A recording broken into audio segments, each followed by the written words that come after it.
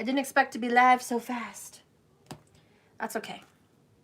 That is okay. So today, this reading was inspired by you, the viewers. I definitely feel like there's a consensus going around talking about heartbreak. So we're going to just get into broken promises. So this reading is inspired by people who have been in a relationship and somebody made you a promise. Somebody spoke from their heart and confessed love and confessed feelings that you didn't even know were there. And someone promised you something very meaningful. And at the time, it definitely came from their heart. So what happened, right? And what's been going on since the heartbreak? Since they've been gone, right? So what's been going on with you since you've, been heartbroken, and what's been going on for them, and how do they still feel? Is there any future there, or is it just gone? So that's what this reading is going to talk about. I'm choosing to use my Twin Flame Journey Tarot from Mystic Moon. You can find her stuff on Etsy. And I'll be using my tarot as well. And I'll be using the Romance Angels and the Divine Feminine and Divine Masculine oracles, as well as a couple other little inspirations I've made, probably, because I don't know when to quit. Oh, hang on. Maddie needs my phone. Here you go. Matthew, you have my phone. Don't worry. Come on. Silly. Oh, I remember what goes on that. Okay, I put it. King Kong and Godzilla. King Kong process. Yeah. Okay. All right, so let's tap in. Spirit, please guide me and direct me into a reading for those that need this the most, for those that have had a broken heart from a promise left unkept. I need to know what's been going on since then, and I need to know, is there a future? We're going to do a Divine Masculine and a Divine Feminine. I'm inspired to put the Divine Masculine on top.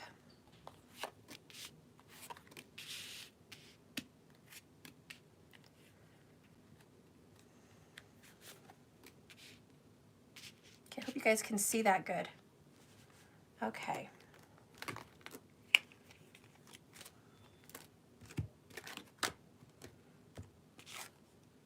Oh, that's out for a reason. Okay. You know what? I think I'm just going to separate it because I need more room. So I'm just going to do the Divine Masculine first, so I can use more cards. And then I'll do the Feminine, okay? Because I don't want to just use a few cards. I want to kind of really get into it. So, sorry guys, I'm going to have to use more cards. Hopefully you don't mind that. Some people love more cards. Some people don't. All right, so we're going to do the Divine Masculine. Spirit, guide me and direct me with these cards. Show me the Divine Masculine. Show me the Divine Masculine in this broken promises.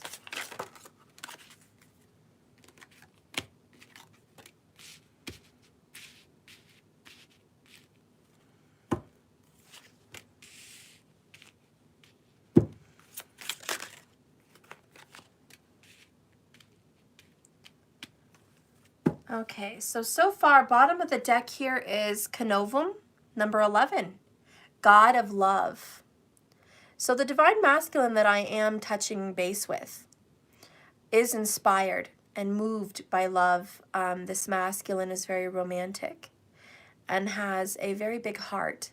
So I'm thinking affectionate, kind, good with animals. I'm definitely thinking someone who shows love through acts of service.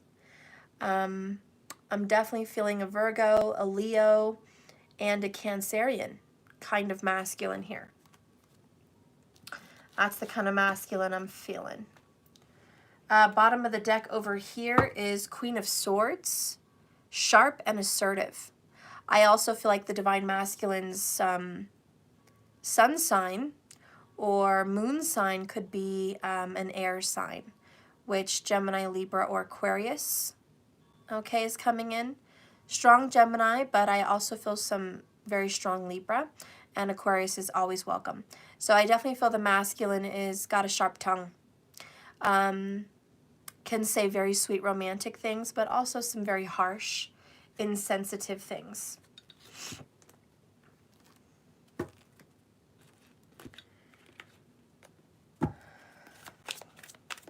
Show me the Divine Masculine, please, in this Broken Promises reading.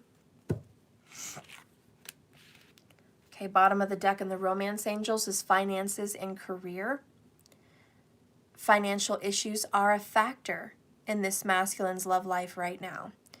So the Divine Masculine certainly has some issues as far as financials go, and money, career is probably a very big concern. Let's make sure you guys can see. Okay. All right. Let's get some more information here. Well, I'll just take him. The masculine feels like he or she knows better. Keep in mind, a masculine can be a male or a female, just in a masculine energy. This person knows what they did and understands that they did probably some not very nice things. It's not that they weren't aware. They weren't oblivious. They knew what they were doing, okay? They did know, and I think it's important for you to know that the masculine knows what they did. We have repetition. This is something that they've done over and over again. Okay, this is a cycle, a karmic cycle. And it repeats, and it repeats, and it repeats. And it could be a different person, same scenario. New relationship, same ending. Same problems, same everything. We have a deep connection here between the masculine and the feminine. We have I'm learning my path. We have new information. They've grown a lot. They've changed. They've awoken in many senses. I think they've actually really awoken, to be honest. They have a struggle. They struggle with waking up. They struggle with staying awake. They struggle with doing what they have learned. The karmic is fake. He or she is very upset. So this masculine has a karmic. It's either a karmic contract where it's just like a karmic cycle, or there is a karmic partner. And for many of you, it's going to be the latter. It's going to be they have a karmic partner. The karmic partner is going to come off as an angry, bitter, controlling karmic. This karmic is also hurt, upset at the fact that their relationship is not deep. They don't have a deep, deep connection. You guys have ever been in a relationship where you guys get along, things are great, it just doesn't have depth. God knows I've been in some relationships like that. I even pushed myself in a relationship once that was like a few years long. And it just wasn't deep. We had fun, we were intimate, we were friends, we got along great, a lot of things in common. But I felt like even after a few years, the depth of our love just was not deep. And I tried so hard to push that. Maybe even a couple relationships of mine have been like that now that I think of it. A couple of them. And then I've been in deep, very wonderful relationships that are good and bad, but that I felt so much love and so much depth and so much passion within a week of meeting them. So if you compare apples to apples, a year's relationship with little depth, and other relationships where within a week I had more depth than I even had in its entirety. In some other relationships, that's what this is. So I just want you to know that this masculine is in a relationship, if they're with a karmic, that is probably a pretty good relationship or somewhat decent, but the depth isn't there. You know what I'm saying? I hope I'm coming across with that. And anyways, the karmic is upset because they know that this isn't the one. This isn't that relationship. It's just not. It's not that kind of a relationship. The next card for the masculine is reconciliation. So all in all, the masculine does want to reconcile. Okay, there is a yearning and a desire, and it's sitting there in the back of their head. It's around, it's hanging around. Okay, let's go ahead and reveal some of these cards. Let's start over here at the top. Attraction. And this has a lot to do with the secret. You know, like attracts like, right? You attract more romantic love by enjoying the moment fully. Has your masculine been attracting you back? Maybe, maybe not. I guess it depends on the person. But if the masculine is not enjoying their life fully, they're not attracting you. You're being pushed away. If they are enjoying their life, then I think you might be pulled towards them. There's a mutual attraction. I always pull 3 from the top, usually. So let's go ahead. The next one I have passion. Allow your heart and soul to sing with joy. So I think between the masculine and the feminine lies a very deep, passionate, intimate chemistry. Under that is forgiving and learning. As you release and heal from the past, you experience more love in your present moment. So I know between you and your masculine, there's a lot of this. The last one here is separation. Time apart from your partner is on the horizon. Whoops. And that kind of jumped out of my hand. I think it means, hey, I've already been separated. Okay. Which is why we're doing the reading Broken Promises. So because of this separation, and down there it says love yourself first. Because of your separation, there's been a lot of lessons in forgiving and learning.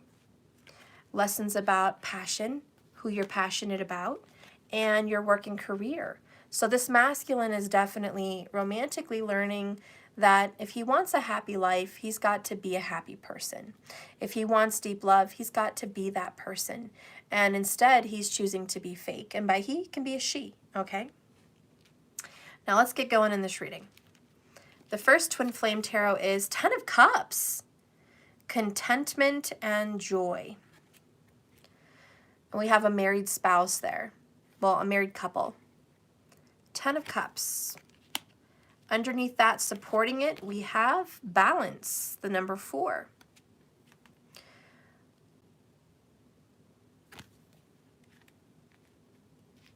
Okay. The next card we have here is 3 of Swords. Heartache, pain and despair, sorrow, separation, and just overall unhappiness. And it's not just melancholy.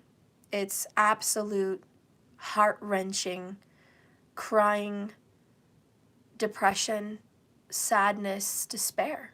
That's what this is. It's very painful. This is physical pain. The next one is another number 4. You might be seeing a lot of number 4s, masculine. And we have here God of Wisdom, Thoth. I love Thoth, right? The master of all things esoteric. The teachings of deep wisdom. The teachings of the past. Everything we know today about many, many medical things, scientific things, spiritual things comes from that wisdom. He's a lot like Solomon. Okay, let's keep going. The next one we have is the Devil card. Obsession. Capricorn energy. Attachment. codependency and lack of control.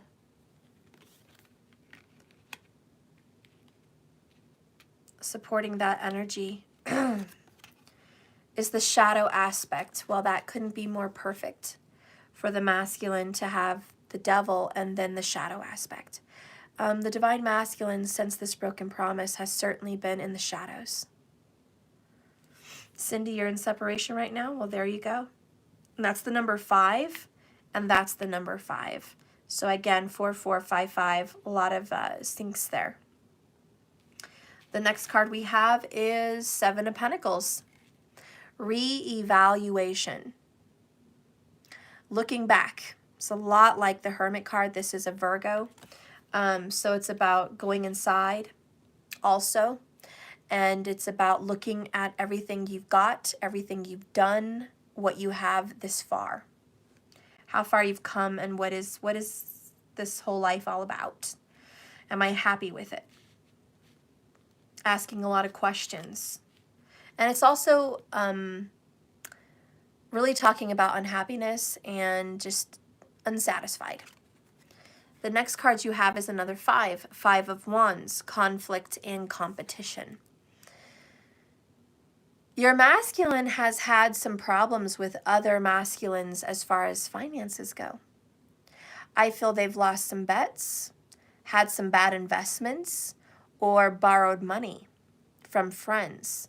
There's definitely a masculine on masculine friend situation going on where there's some unsettled, unfinished business or some secret dealings that you're not fully aware of. The next one here is, oh, I didn't get this one. The inner child. Part of the friends that they have been in business dealings with have been someone they've known since childhood or as a young adult. Their inner child feels connected to these friends. So whoever these friends are, they just feel at home. Their inner child is trying to cry out, though, by reaching out to the feminine. And mostly what they've done with these friends is childish and immature. They've gotten involved in something very childish and immature. And I don't think they knew what they were doing at the time. But at the same time, I feel they don't know what they were doing. I feel like it was a decision they made and they knew very well. So I'm kind of conflicted on that. Your masculine seems to be extremely immature. The next card that we're pulling here is the 4 of Wands. Foundation and commitment.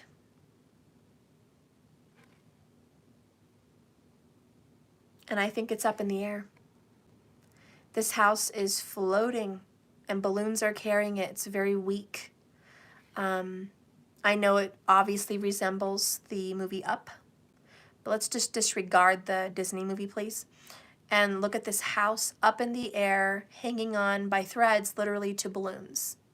I am getting the intuitive message that this 10 of Cups commitment that this masculine is in is all bullshit. It's a facade, it's lies. And the actual commitment that the masculine is currently in is hanging on by a thread.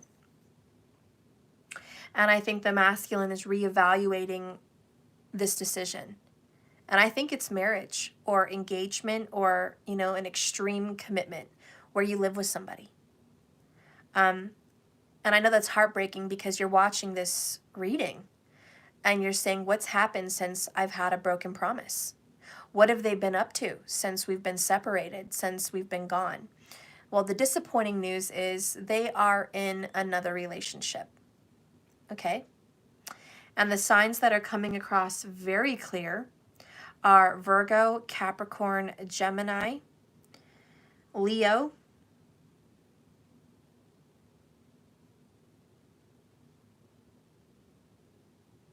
that's really the strongest right now, to be honest. And I just feel like this person is really having a hard time getting it together. The next card that we have supporting the foundation is Rebirth, number 7. And this is the energy of the Phoenix rising. So I do feel like this is going to be reborn. The connection between the feminine and the masculine is going to be reborn. I really want to focus in here on this Three of Swords, Devil, Seven of Pentacles, and the Five of Wands. It's like right in the middle of this commitment sandwich. Because here's the commitment, and in between is the sandwich. I just feel like this masculine is learning who they are, getting new information, learning that this connection they thought was so deep is definitely a far cry from deep.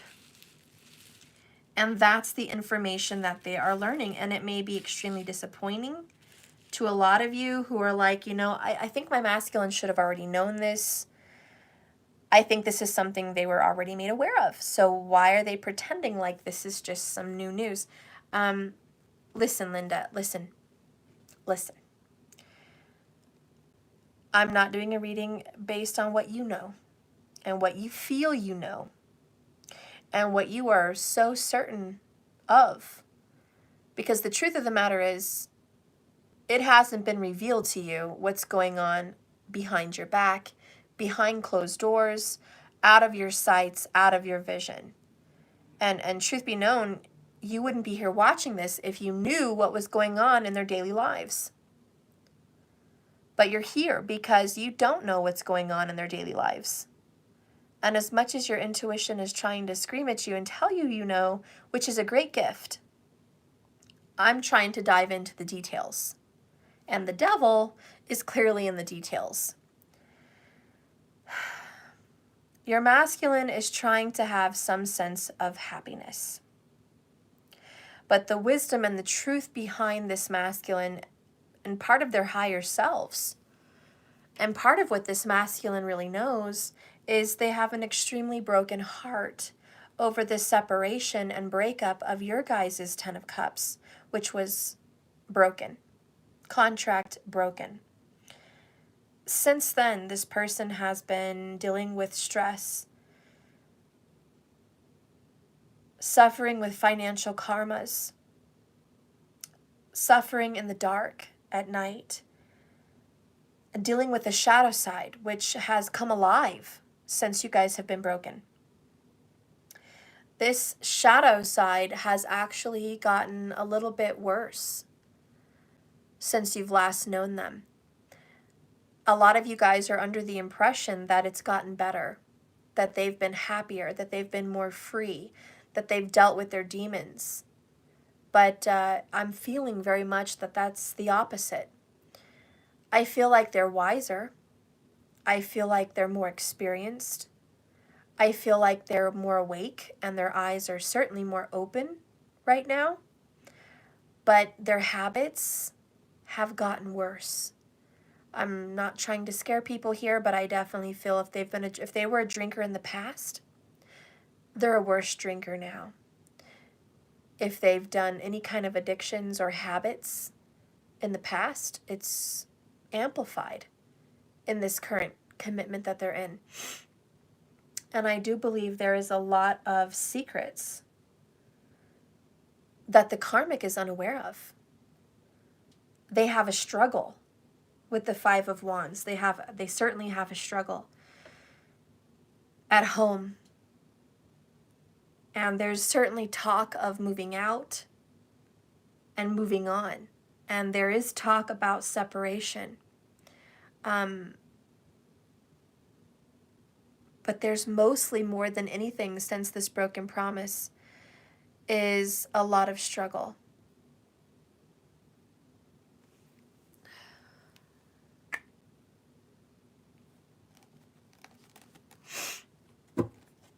Spirit, clarify the Ten of Cups and contentment and joy with balance. Please clarify this for the Divine Masculine. Show me. Show me the Divine Masculine's Ten of Cups. We have the Moon card. We also have Seven of Cups and Two of Swords. Confusion about the decision they've made. The Divine Masculine thinks an awful lot and fantasizes a lot about this current commitment.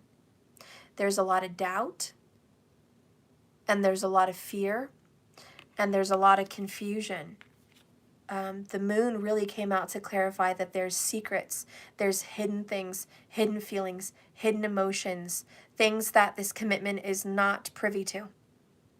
There are feelings that are coming to the surface that hadn't been for a long time.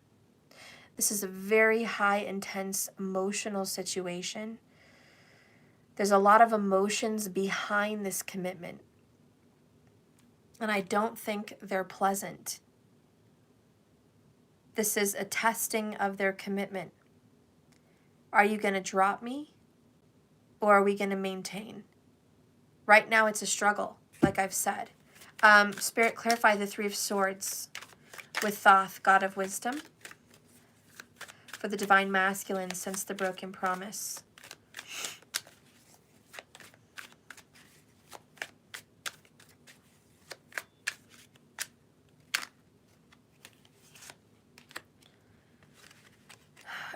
We have Queen of Swords again. I am certain, and this may not hit home for everybody, but it's going to hit home for someone. There's definitely a very wise Queen of Swords in this masculine's life. This is the feminine. I'm certain.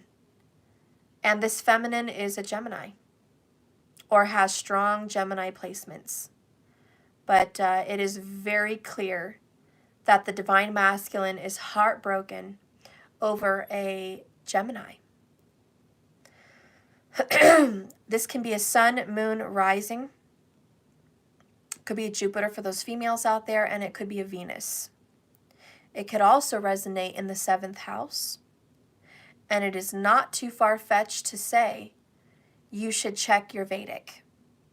If you only know tropical, you should check the Vedic sidereal Lahiri Ayanamsha chart for the D9 and the D1, okay? Anyways, it's very clear to me that the Divine Masculine is heartbroken over the Queen of Swords. If I look at 3 cards under this Queen of Swords, I have a 9 of Swords, self-sabotage, and nightmares. Under that, I have another number 9, which is 9 of Wands, trials and tribulations. Under that is 8 of Cups, evolving. So this is what's been going down. And the one that sits there after I pulled the last 3 is 2 of Cups, divine partnership. This was a spiritual union. This was definitely a twin flame or divine soulmate connection. And the masculine has certainly walked away from this Queen of Swords. And there's been nothing but trials and tribulations in the masculine's life since then. The reason this masculine left was purely self-sabotage. This masculine had a good thing going. A 10 of Cups. A 2 of Cups. A very good connection. It was beautiful. It was really nice. And instead the masculine used sharp, assertive words and sabotaged the relationships. Well, the relationship. Bottom of the deck is the Fool card. Took a risk, took a leap of faith. Then we have Hermit, Virgo energy again. Aries, Virgo. Under that is the Karmic. I think it's safe to say the Karmic could be an Aries or a Virgo. Okay, that could be the person. Knight of Wands. They rushed into a karmic relationship. They were single for a little while, though. But they rushed into a relationship because they were lonely. This person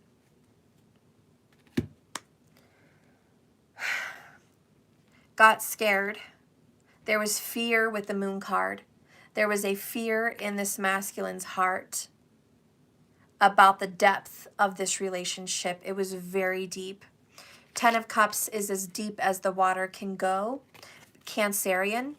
And then the Moon card, which is another Cancerian, is more depth, more deep energy. I feel this feminine has Cancer, Gemini, cusping qualities.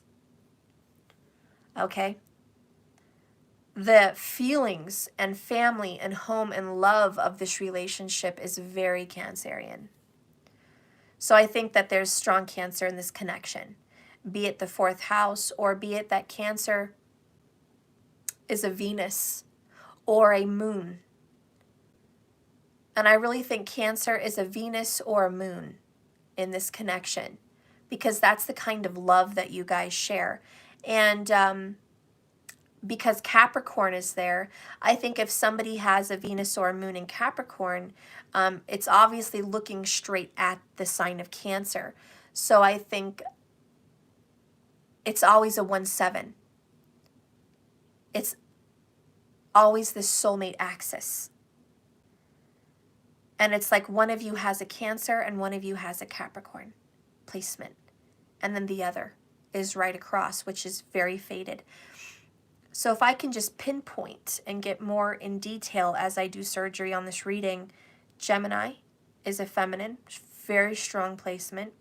Cancerian has very strong placements in this reading. More than likely, it's a Venus. Could be Jupiter for someone, but it's also a moon. If I had to pick one, I would be torn between Moon and Venus of a Cancer or a Capricorn, which would be the 1-7. So I definitely feel Moon and Venus has something to do with Capricorn in this connection. And I want to dissect it and pinpoint it. And again, as you guys know, I follow Vedic sidereal. If you do not follow Vedic sidereal, you're not going to resonate with those signs because you haven't checked. And if you want me to make this more easy for you, so you don't have to go check, in tropical, this would be a Sagittarius moon or Venus, or a Leo moon or Venus. And this Gemini placement of a feminine would be a Cancerian in tropical, more than likely. Unless you're born at the very last, like 3 days of the sign. It would be. And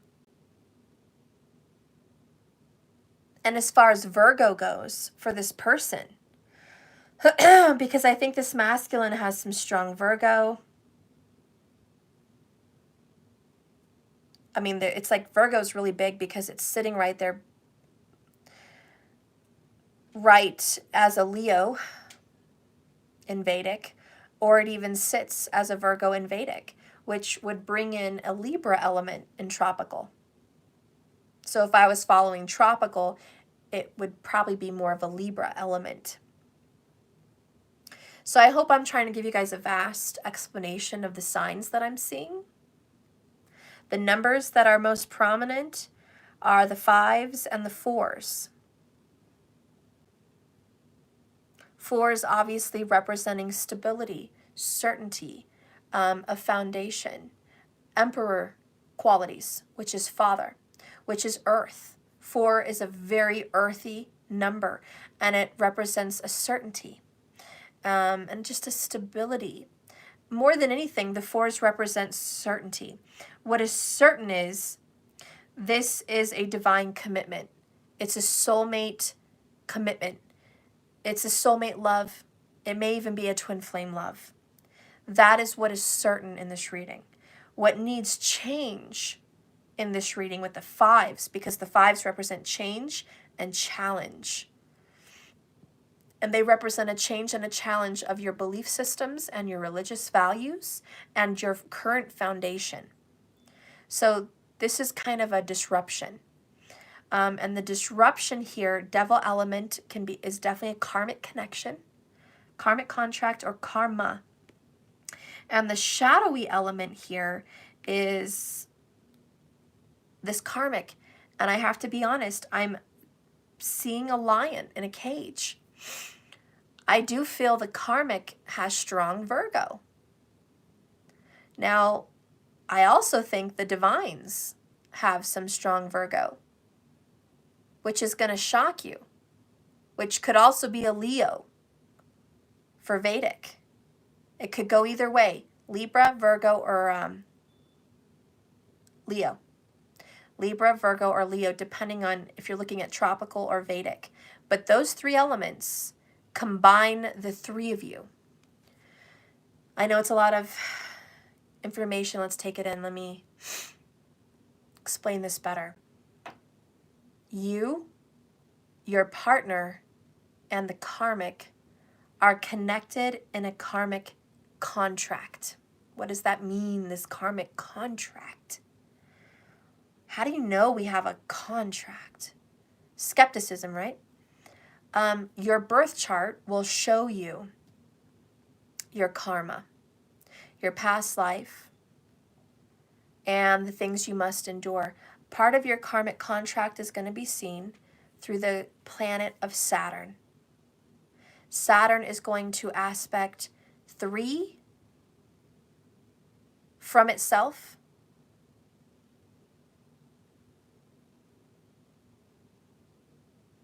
6 from itself,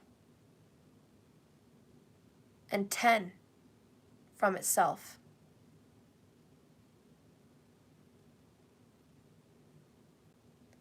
So wherever Saturn is, it's going to hop on one of those areas in one of those houses.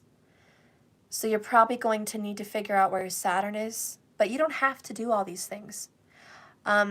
These are only for the skeptics. If you're skeptical and you want to double check your karmic contract, you can do that. But if you don't have the time or you don't want to, if you want to take my word for it, that's what I'm telling you.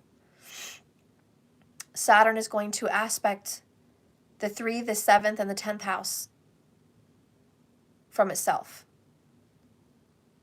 So that's a big part of your karmic contract.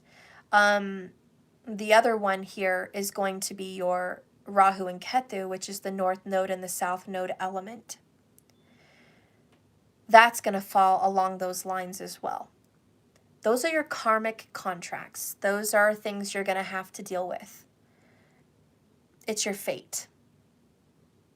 It's the things you must pay. Think of Saturn as a debt collector. He is death. He is the Grim Reaper. There's 2 things you can't escape, right? Death and taxes. More than taxes is death. So Saturn says you're going to have to do this in your life. And wherever Saturn sits is also your karma. Now, what does Saturn have to do with your Venus or your moon? Well, I'm thinking it's aspecting them. That's what I'm thinking. I'm thinking your Saturn is aspecting the 3, the 7, and the 10 from itself, which I think your Venus falls into one of those alignments, or your moon falls into one of those alignments. I also think that your Rahu or your Ketu, the south node north node or the south node, Rahu, Ketu, are also aligned with the signs I just mentioned, which is a Virgo or a Leo or a Libra. Most likely a Virgo, but Leo can also come into play here big time for Vedic. And I think that your Rahu or your Ketu are in the same house with your Venus, possibly your moon.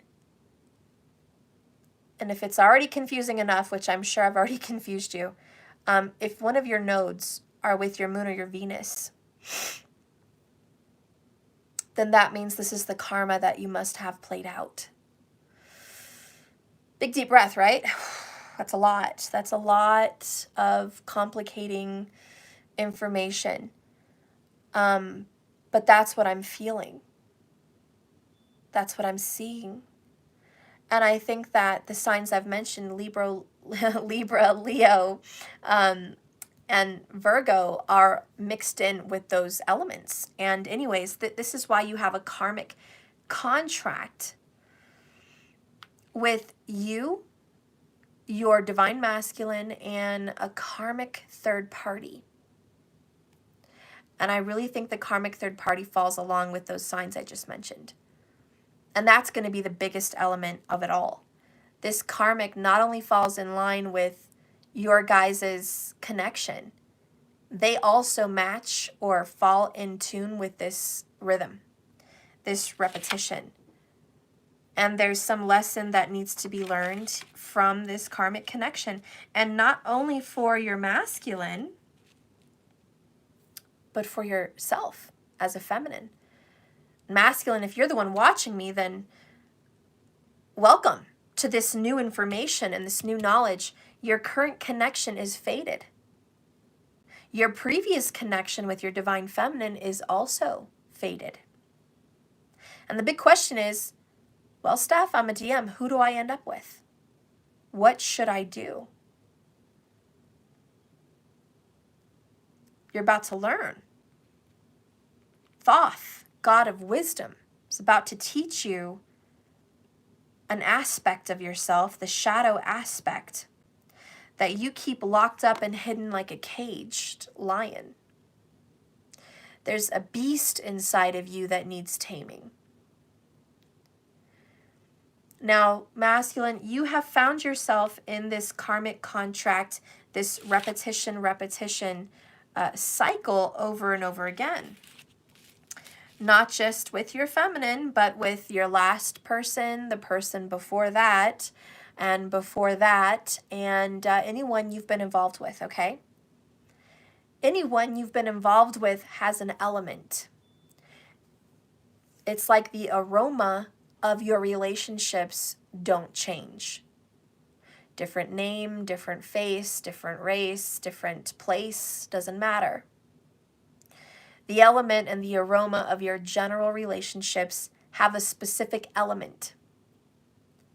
And the element in this relationship connection that is always there represents your karmic contract. And that's the information you need to gather. That's the information you've got to deal with in this shadow aspect, devil energy with yourself.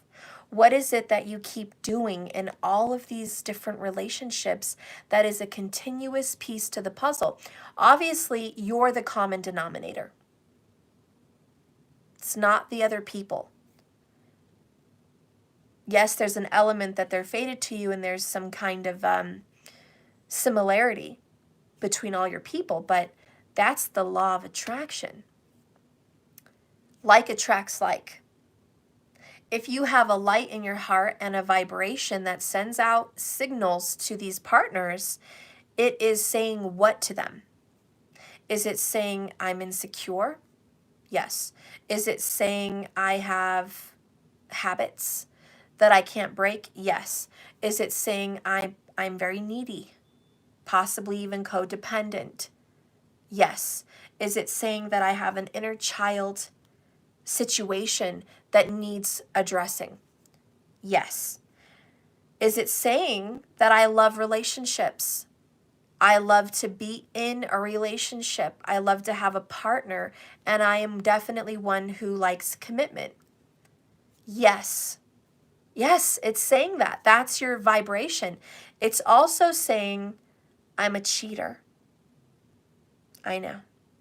That's the one that comes out and it's like, please don't say my dirty secrets. Please don't talk about these addictions. Please don't talk about these shadow aspects of myself. But there is a cheater aspect. And I have to bring it out. And like I said, this may not touch base with everyone, but it may. But when I have the Queen of Swords 2 times, this is heartbreak from infidelity. The King and the Queen of Swords in the tarot represent a divorced couple.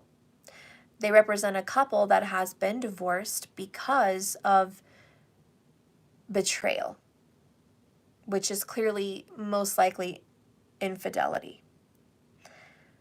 That's betrayal. So there is a secret element here in your relationships, masculine, that leads to betrayal. And that is another part of the law of attraction here, that you are sending these signals out to other partners. Now, what happens when you have this soul contract where your vibration is saying, this is me? It is a beacon, a vibration, a sound, and a feeling that resonates with others that are also on the same vibration. This is why you have your karmic contract. So don't beat yourself up just yet, masculine. Don't beat yourself up.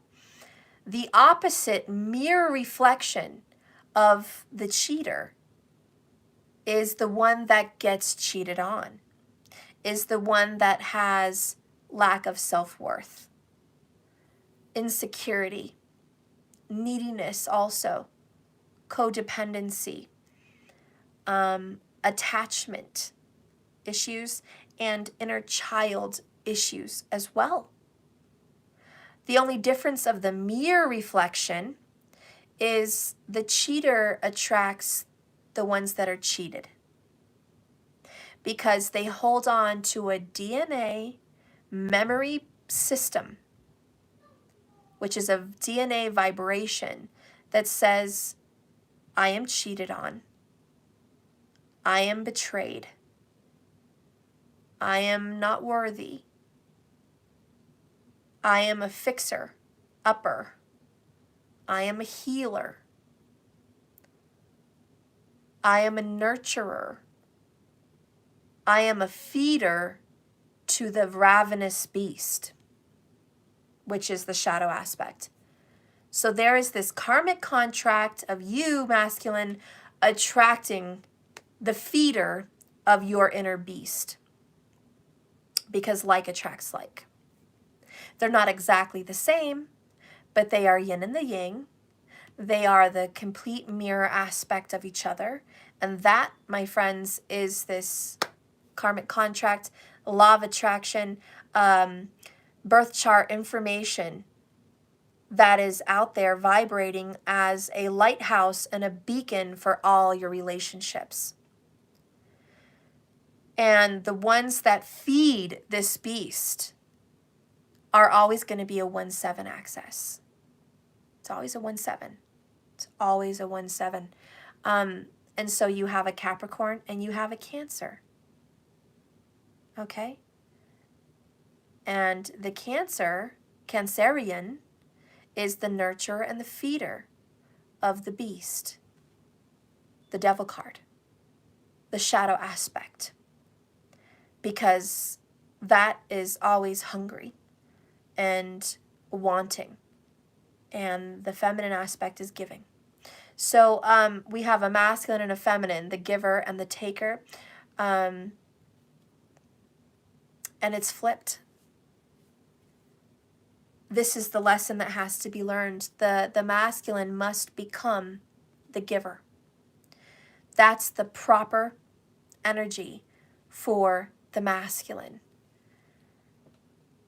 Some have said our soul is supposed to be free, and this earth is a school, and some even say a jail. So it imprisons the soul. Our body is the shackles that keep us here. And in our body is a DNA code, and it is karma, and it is history, and it is evidence against us.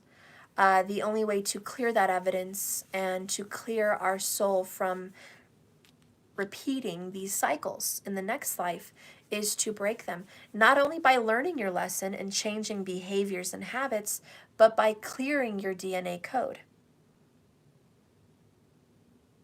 And your DNA is activated by energy, by spirit. Your body would be lifeless without that energy source.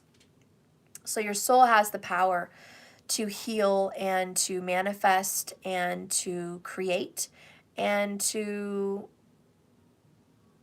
take something out. So you're going to have to do some DNA work here. You're going to have to heal some energy from your ancestors. You're going to have to heal some energy from your past and yourself. The way of doing that is going through your chakras, clearing them. How do you clear them? It's usually words of affirmation, to be completely honest, and truthful, heartfelt energy.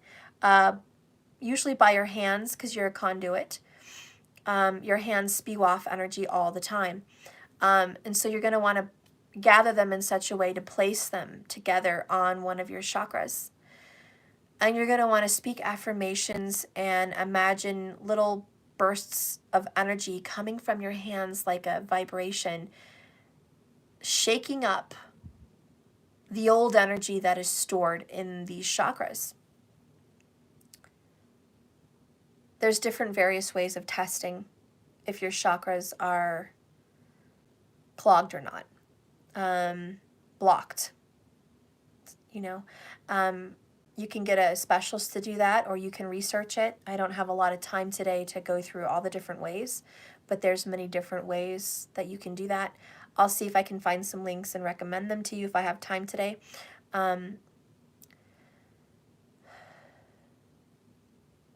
Some of the ways that I've seen, if I remember correctly, is placing your fingers like this together and trying to pull. And you can ask questions as you go down your chakras. Is, my heart chakra blocked? Do I feel love? Am I free? And if you're able to pull apart, then it's not blocked.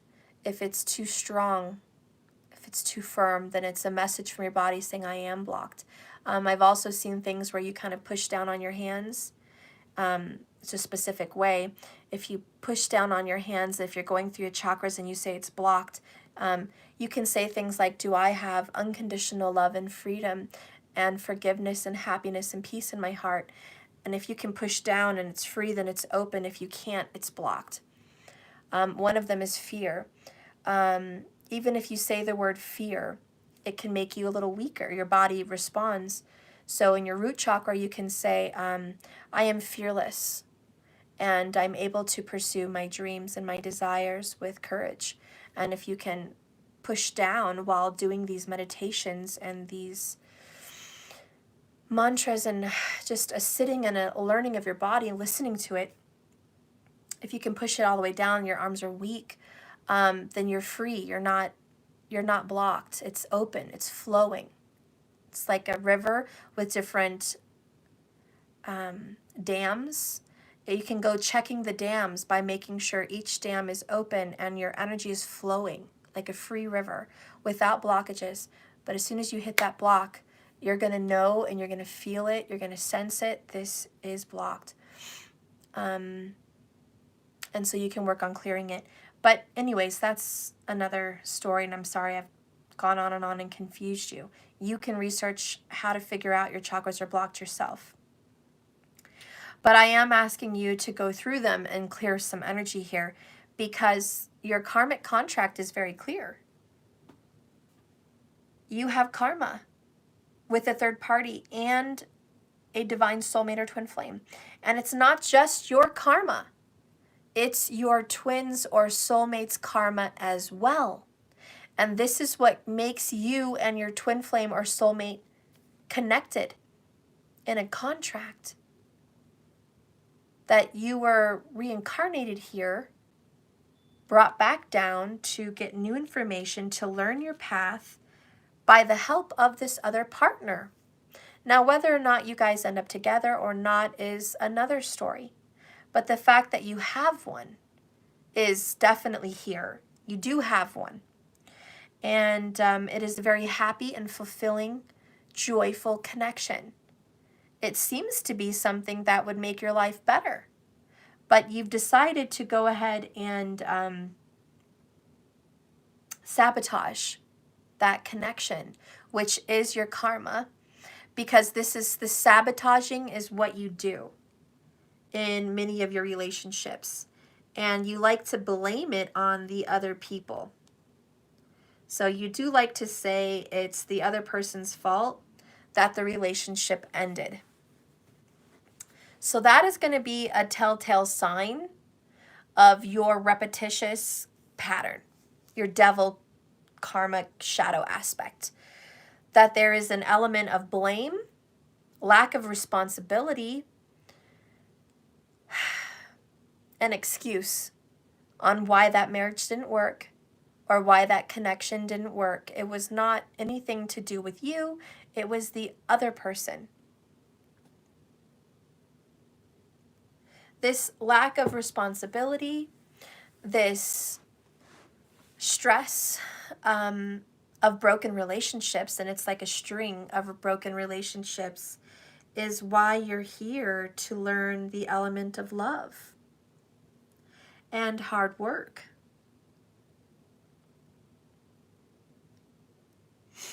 The element that Virgo has to play in this is perfection, expectation, OCD, picky, very nitpicky, okay? Reputation, fights, enemies, hardship, working long hours and not getting paid a lot. So hard work, little pay. That's the Virgo element that comes into play in this connection between a lot of you. Well, all three of you probably. The other element, the Libra, is looks, appearances, how it appears to others. What do people think? What do people say? What do people recommend? What do people want from you? Wearing different masks. Having to put on a different mask for different people. Being someone you're not. Living a life that's really not your truest desires. Or should I say living a life that doesn't truly make you happy. It doesn't truly make you happy. It makes you okay, but it doesn't truly make you happy. You're not fulfilled and vibrant and full of life. In fact, dare I say, you don't even know what that feels like. Because you sabotage it every time the Ten of Cups pops up in your way. It's almost like you're comfortable in your discomfort. And I think that's a very clear way to say it. Masculine. You are comfortable in your discomfort.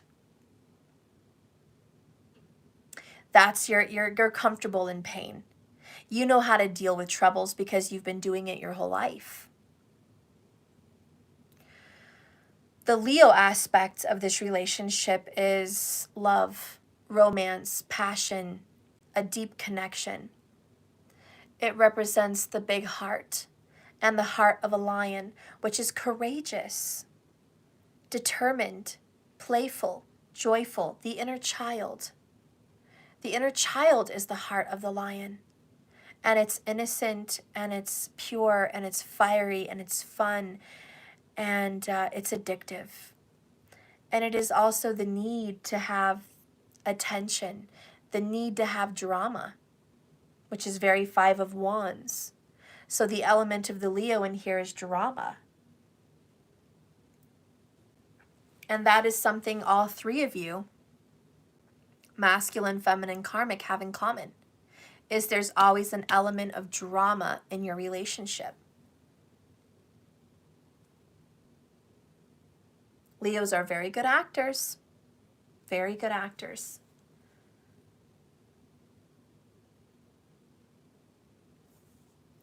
Leos are also meant to be forgiving and kind and courageous, which a lot of you guys are lacking. And there is a connection with that with all three of you. The Cancerian element in your guys' karmic contract and relationship, the three of you, is loving and nurturing, which can lead to a codependency, which can also lead to a lack of security, which is an insecurity. It talks about mothering and nurturing your partners and your children and your home. It's an element all three of you probably share.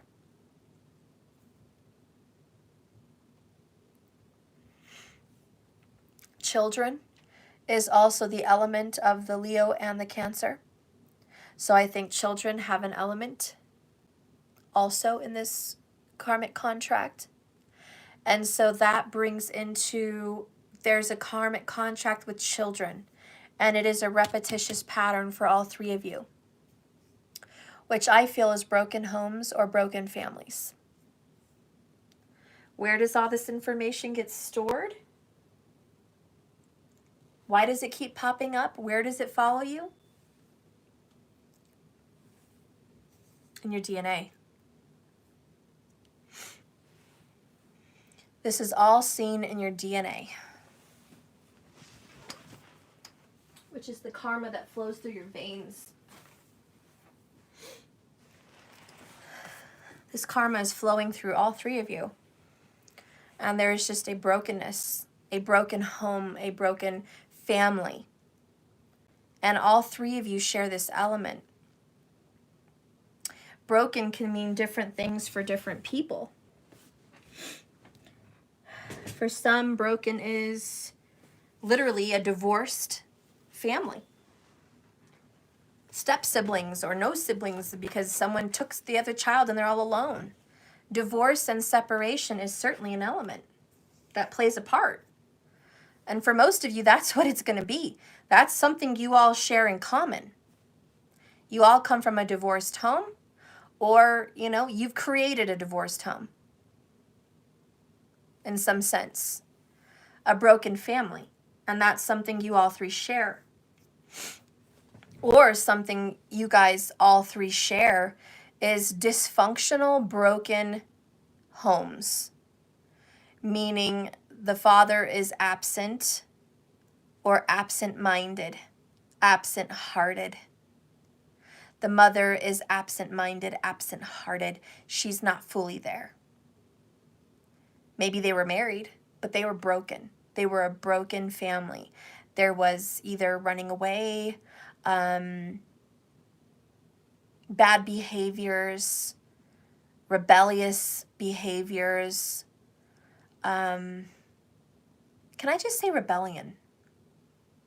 Rebellion, the spirit of rebellion, is the karmic spiritual energy that crept into some people's connections. And I want to say this. You are either one or the other. It's not going to be a fluctuating, oh, well, this is the rebellion and this is the broken family and they're the blah, blah, blah. No. When you have a karmic contract, between three people, all three of you are going to have the same shit. All three. The same shit. In some sense. It's not exact. Well, yeah. We got a divorce, they got a divorce, they got a divorce. No, broken families. Step parents, brokenness. Divorce. All three of you are going to have that in common. Or it's going to be, like I said, the broken family rebellion. All three of you are going to have your parents still together, but dysfunctional. All three of you.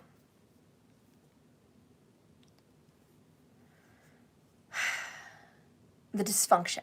So do you see the element of karma? This isn't a buffet. You don't just get a plate and pick what you want and the other people pick what they want and somehow we call it karma. No. This karmic contract is very precise. It's very detailed. It's very revealing.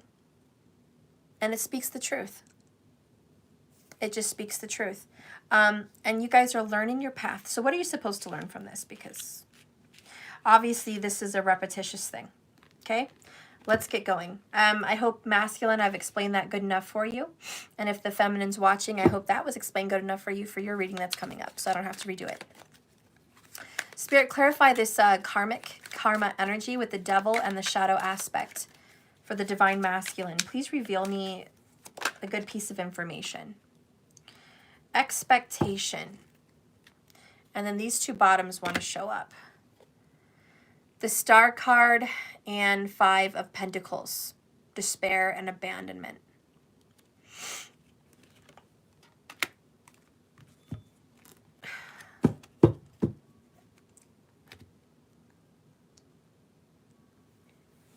We have a bipolar energy here.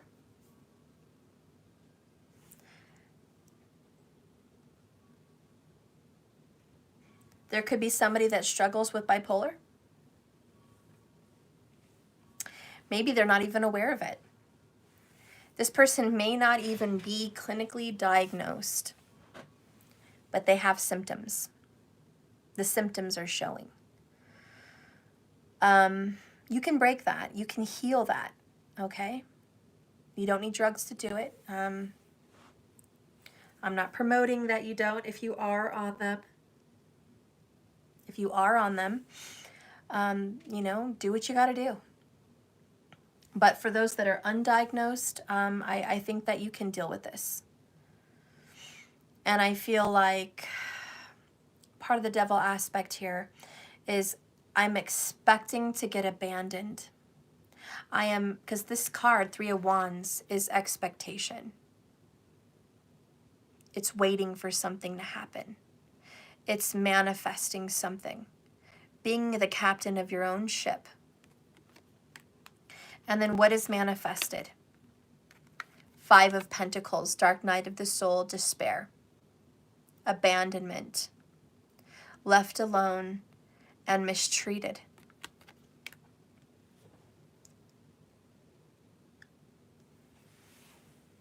Is this the sky is falling? Yep.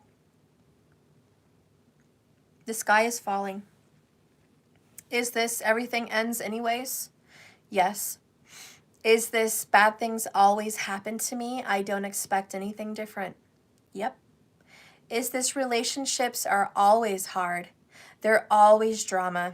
I suck at relationships. I suck at intimacy. I give up. I give up on relationships. They're too hard. They don't work out as they should, and I just can't. Yes, masculine. Those are yeses, yeses, yeses. This is the karma. Why do you think self-sabotage came up for you? 9 of Swords. Because you have a bad habit of negative self-talk. You have a bad habit of sabotaging a good thing. You have a bad habit. Are you all by yourself in that? Is it all you? No, it's not. These are the trials and tribulations that you must go through and pay for with your karma. Because the 8 of Cups, walking away from these toxic relationships, is you evolving. You're supposed to be evolving and you're supposed to be learning. 8 of Cups. You're supposed to walk away from these toxic, unfulfilling relationships. So it's not that you're a failure. It's that you're a winner. You're learning to get away from toxic situations. That is very, very good. The difficult part, because nothing comes easy, the challenge, 5, 5, 5, all in a row, is changing the way you get into relationships, changing the way you view love and relationships and marriage. You see, that is the secret hidden challenge. I'm glad that you're walking away from toxic bullshit and it's not sticking and it's not lasting. But I'm not glad that you keep getting into it again with somebody else. Because the way you get into them is the same. And I'm not going to sit here and tell the details, but intuitively what I'm seeing is you look with your eyes. You're initially attracted. Spiritually and sexually. You're attracted to their vibe. We talked about the connection earlier. Like attracts like. Your brokenness is attracting other people's brokenness, and it's toxic. And it's addicting and it's intoxicating. intoxicating.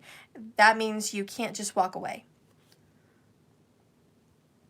So once you're initially attracted to this person, both mentally, physically, sexually, you are drawn to them like a moth to a flame. And you immediately become obsessed with that person. Whether it's a week or a month or whatever, you're immediately obsessed and you think about them all day. You know, people call it the butterflies, the initial falling in love. But for you, it's a little bit more intense. You literally can't stop thinking about them. You literally want to see them, period. Whether it's 1 a.m., whether it's calling off of work, whether it's cheating on a current spouse, which most likely is your habit, you cannot fight that urge and that feeling to be next to that person. And that is the obsession and the attachment and the devil energy. It's the devil energy, and it's a lack of control. So with this devil lack of control, you go in all in, like you're all in, and you're totally in. And then once you get what you want, and it's 10 of Cups, and life is intoxicating, it's a little bit of heaven. You're not used to that. That's not how you grew up, inner child. That's not what you saw. That's not what you were raised to believe. That's not your faith system, and that's not your belief system.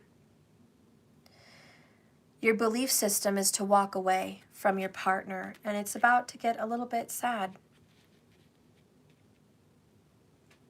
For someone that maybe lost a parent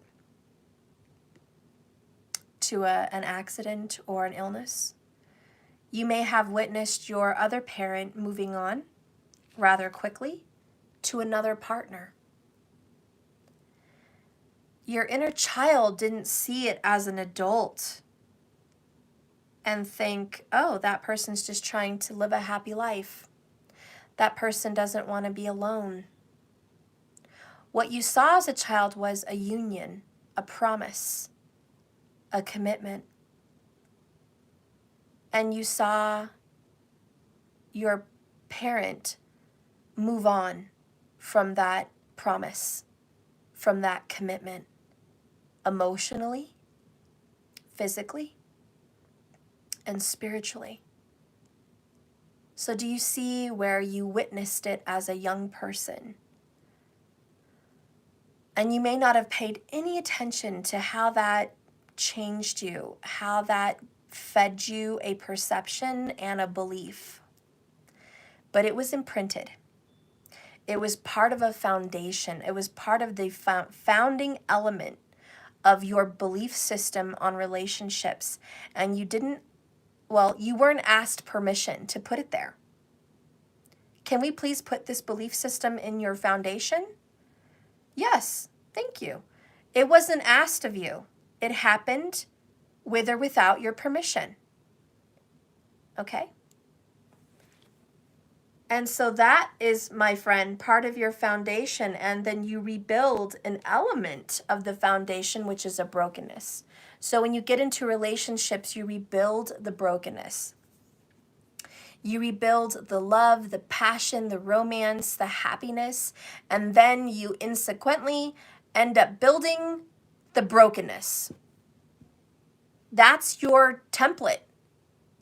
That's your blueprint. Do you see that you are subconsciously, which is unconsciously, rebuilding this element? Psychologically, that's what's going on.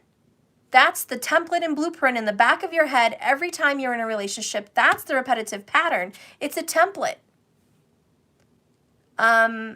It's not going to look the same, identical. Are you kidding me? Let's not be a Virgo. All the Virgos are like, that's identical. I don't have that identical problem. No, Virgo, I'm not talking about an identical problem. I'm talking about the element of the physical. Mom, I want something to eat, but ham and cheese. I just gave you chicken nuggets and french fries. But I want something to eat. Interruption, break, guys. Give me a moment. I want to have and see sandwich.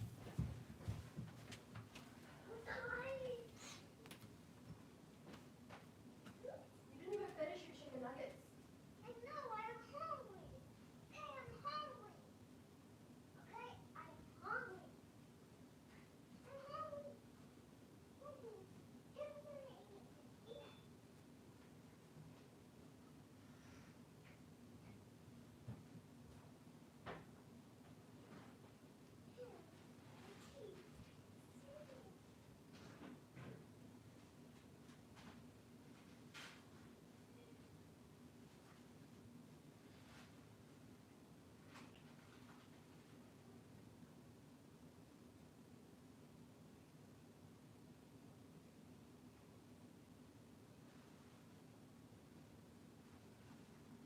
You know, I was really in a vibe. I know. Okay? No. I can't even love you like you do again. I do love you, ding dong. Here. I screwed myself like a metal bang plant. I'm sorry. I screwed myself like metal. Well, be careful. What are you doing? Go play with Mario? Here's my phone. Leave me alone. Okay, I'm back. Don't you just love interruptions at an intense moment? It was like the climax. And then interruption. Okay. Anyways, I think we get the gist. We get the gist that there's obviously a pattern, okay? And I'm not saying it's going to be the exact pattern every time like a cookie cutter. But I'm saying there is a template like a cookie cutter which presents itself as disruption in a relationship, a beauty that is formed out of love and deep connection, 10 of Cups, and then fundamentally broken down, 5 of Pentacles, which leads to the element of abandonment, which is a key element. I repeat, a key element in your template. The key element has something circling around feeling abandoned. And it's the key. It doesn't have to be you're abandoned or they're abandoned, which it always is. But it's the element of I'm abandoning ship. I'm abandoning this idea of 10 of Cups. I am jumping that ship. Okay?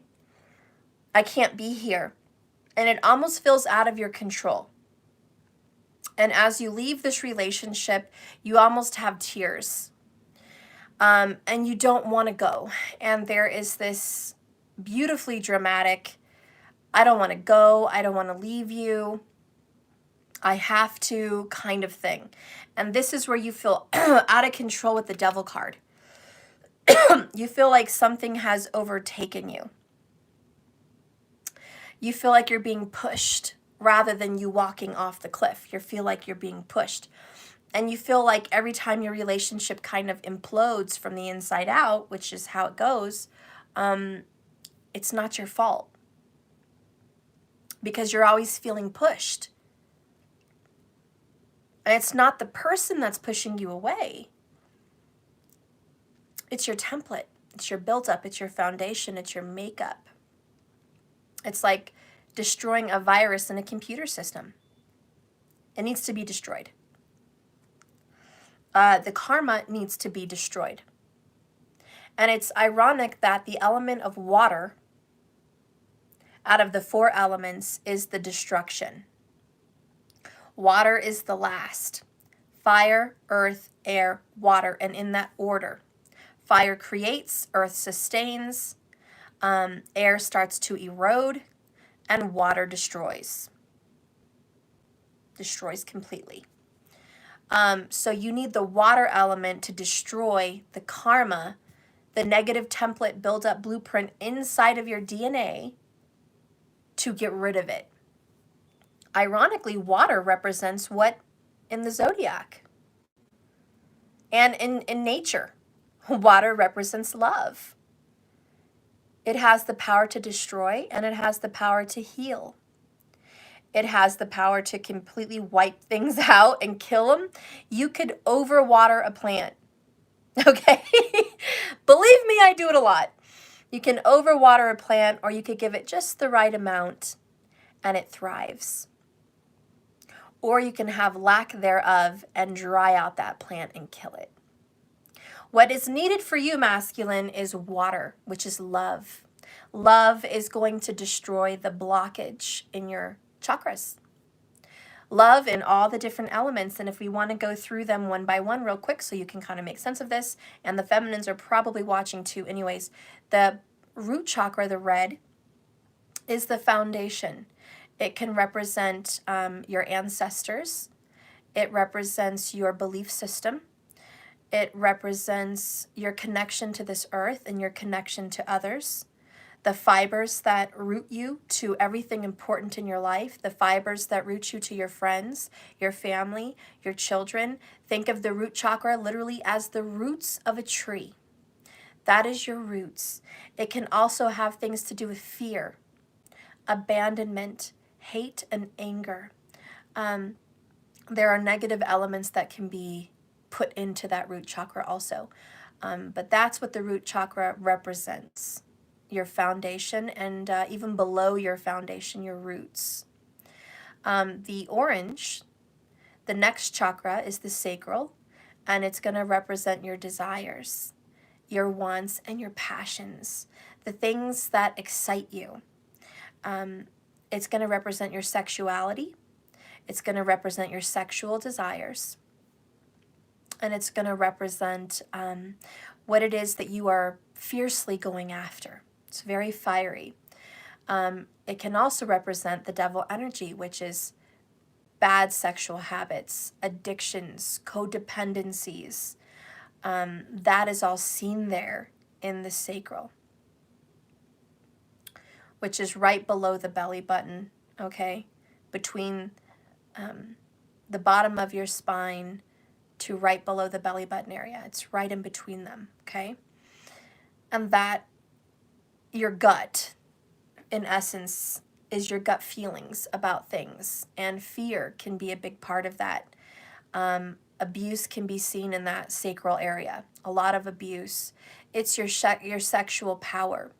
It is your power if you are a masculine or a feminine. If that sacral is not balanced, it's going to be unbalanced either way you are as a masculine or a feminine. It's going to be difficult to be proud of who you are. The next one up in the center of you, in the belly button area, is the solar plexus.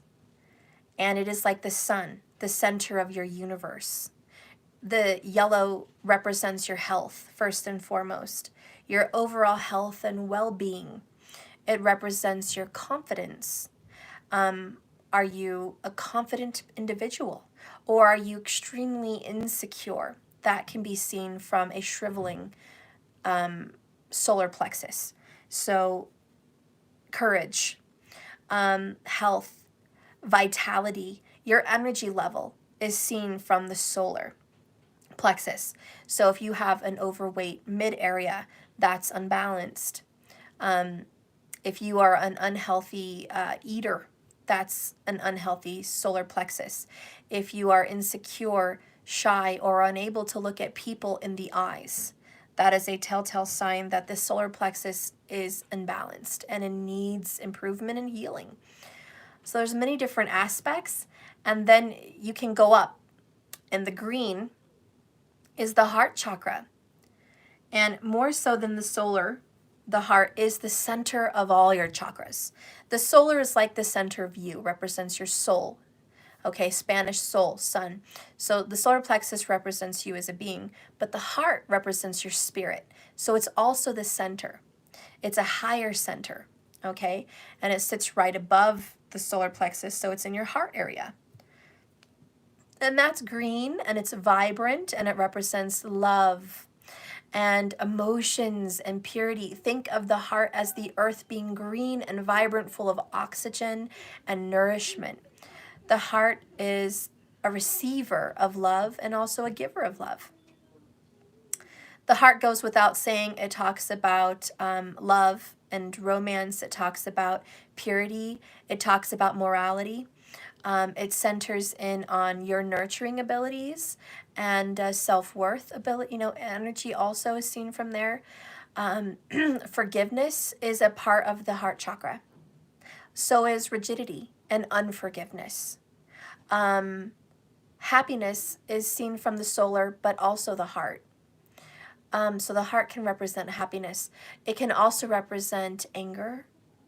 It has all the feelings of all the chakras. It just inhabits them. But it has the power to heal. So fear, sadness, anger, happiness, love, mercy, unforgiveness, forgiveness, hatred, and love are all seen from the heart.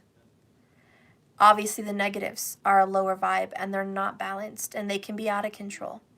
The heart is the center and needs to be paid attention to.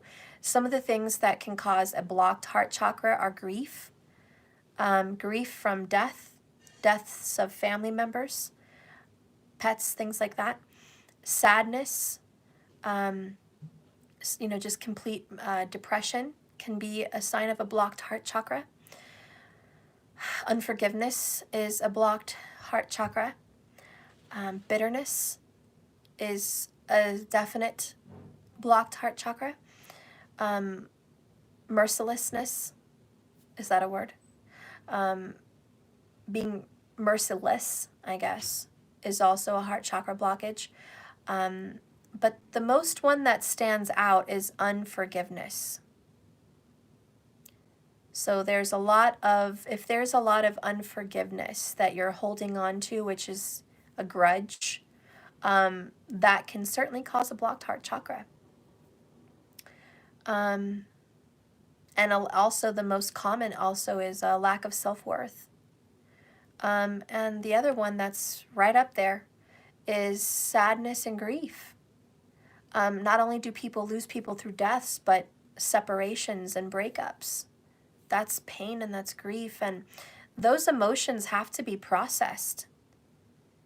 But the problem with society today, and especially with masculines, for a lot of you that are men, is to not cry, is to be strong, is to persevere and go through these situations like a beast, and to show the world that it hasn't bothered you, and that you're strong and you're a man of steel